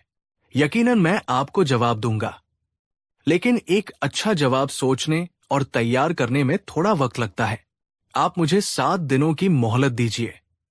7वें दिन इसी दरबार में मैं आपको आपकी इस ईंट का मुंहतोड़ जवाब दूंगा। 7 दिन। दरबार में कानाफूसी शुरू हो गई। जफर बेग जोर से हंसा। 7 दिन? हा हा हा, एक जवाब सोचने के लिए 7 दिन। लगता है तुम्हारी बुद्धि की धार सच में मोटी हो गई है, बीरबल। खैर, कोई बात नहीं, मैं तुम्हें 7 दिन देता हूं। पूरे आगरा को देखने दो कि तुम इस मामूली सी ईंट का क्या जवाब लाते हो। शहंशाह अकबर ने मामले को वही खत्म करने का आदेश दिया, लेकिन उनके मन में एक चिंता बैठ गई। जफर बेग ने बीरबल को एक ऐसे जाल में फंसाया था जहां से निकलना बहुत मुश्किल लग रहा था। अगले 7 दिन आगरा में किसी उत्सव की तरह बीते। हर पान की दुकान पर, हर गली के नुक्कड़ पर, हर घर में बस एक ही चर्चा थी, बीरबल जफर बेग की ईंट का क्या जवाब देंगे? क्या वो भी बदले में कोई भद्दी चीज लाकर जफर बेग को जलील करेंगे? क्या वो कोई चतुराई भरी बात कहेंगे, या वो हार मान लेंगे? मिर्जा जफर बेग और उसके साथी अपनी जीत का जश्न मनाने लगे थे। वो रोज दरबार में आता और बीरबल को देखकर व्यंग्य भरी मुस्कान फेंकता। उसे पूरा यकीन था कि बीरबल या तो कोई बेवकूफी भरा जवाब देगा या फिर माफी मांग लेगा, और दोनों ही सूरतों में जीत उसी की होगी। और दूसरी तरफ थे बीरबल। उन्होंने खुद को अपने घर में बंद नहीं किया।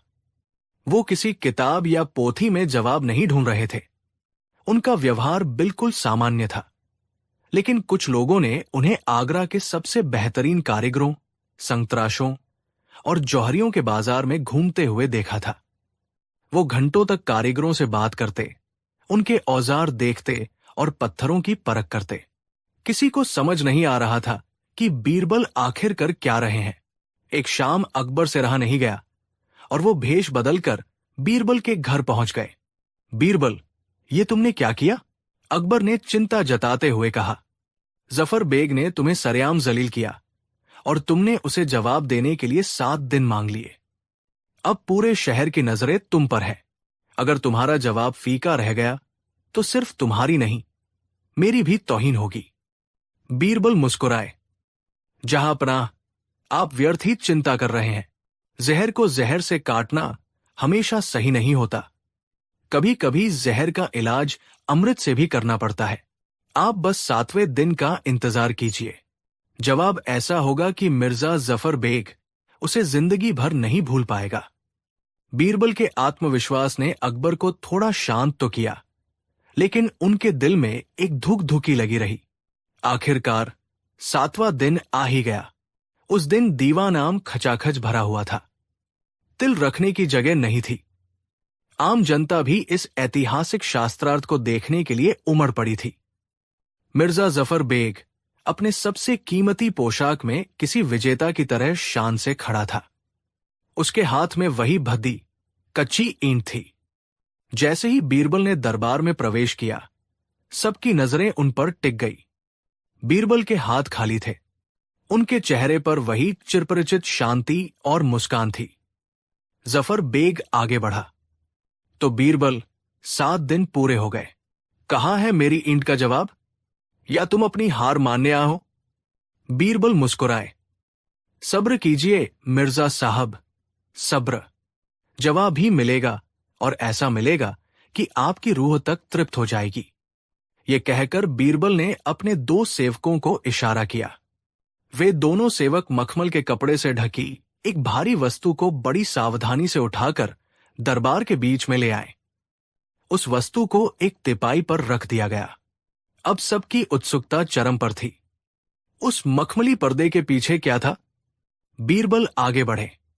उन्होंने जफर बेग की आंखों में सीधे देखा।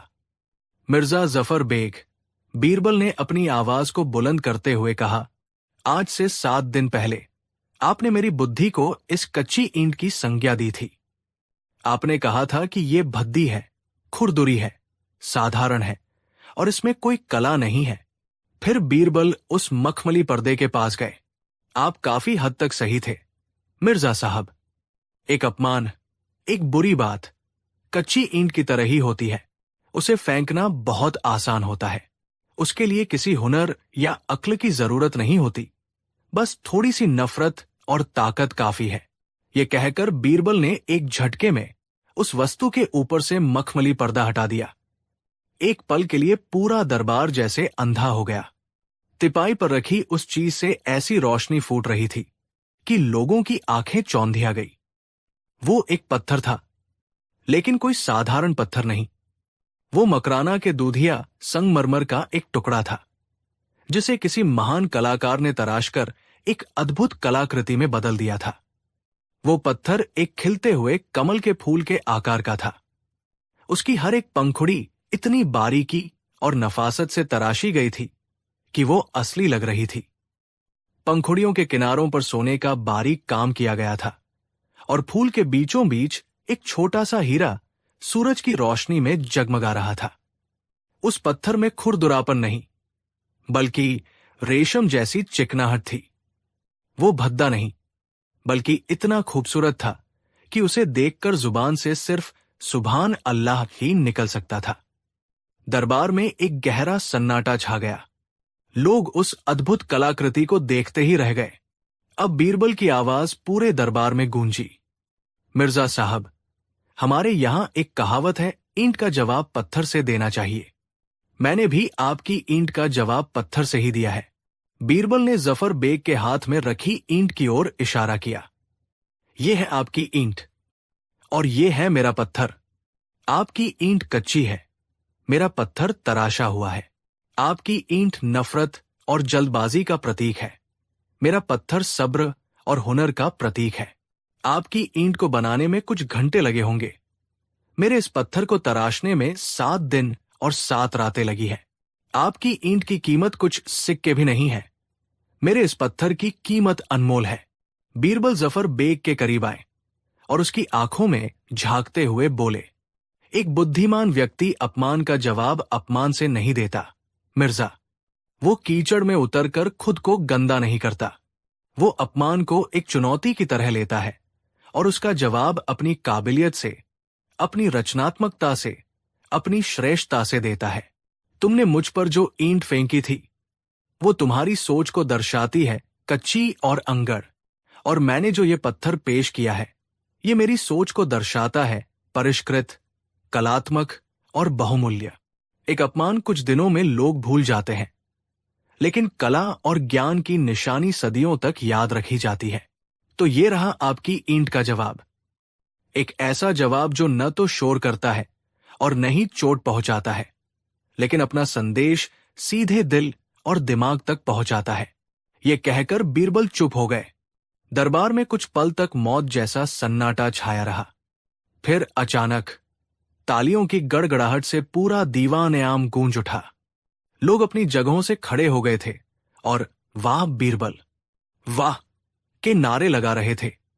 मिर्जा जफर बेग का चेहरा शर्म से, अपमान से और अपनी हार से बिल्कुल सफेद पड़ गया था। उसके हाथ में पकड़ी वो कच्ची ईंट उसे अब दुनिया की सबसे भारी और सबसे भद्दी चीज लग रही थी। उसे महसूस हो रहा था जैसे वो ईंट नहीं, बल्कि अपनी खुद की छोटी सोच और अपना अहंकार उठाए खड़ा है। बीरबल ने उसे एक शब्द भी अपशब्द नहीं कहा था, लेकिन उसे ऐसा महसूस हो रहा था जैसे किसी ने उसे हजारों कोड़े मारे हों। उसकी आंखों के सामने उसकी बहादुरी, उसका खानदान, उसकी ताकत, सब कुछ उस तराशे हुए पत्थर की चमक के आगे फीका पड़ गया था। बीरबल ने उसे बिना लड़े ही हरा दिया था। शहंशाह अकबर अपने सिंहासन से उतरे। वो बीरबल के पास आए और उन्हें गले लगा लिया। बीरबल, आज तुमने सिर्फ एक अपमान का जवाब नहीं दिया है, अकबर ने भावुक होकर कहा, बल्कि तुमने पूरे दरबार को, पूरी सल्तनत को एक बहुत बड़ा सबक सिखाया है। तुमने सिखाया है कि असली ताकत तलवार चलाने में नहीं, बल्कि दिमाग चलाने में है। असली जीत किसी को नीचा दिखाने में नहीं, बल्कि खुद को ऊंचा उठाने में है। उस दिन के बाद मिर्जा जफर बेग फिर कभी दरबार में सिर उठाकर नहीं चल सका। बीरबल ने उसे ऐसा जवाब दिया था जो इतिहास में हमेशा के लिए दर्ज हो गया। ये कहानी हमें सिखाती है कि जब कोई आप पर नफरत या अपमान की ईंट फेंके तो बदले में ईंट फेंककर उसके स्तर तक गिरना जरूरी नहीं है। असली जवाब है उस ईंट को एक सीढ़ी बनाना और इतनी ऊंचाई पर पहुंच जाना जहां फेंकने वाले की आवाज भी आप तक न पहुंच सके।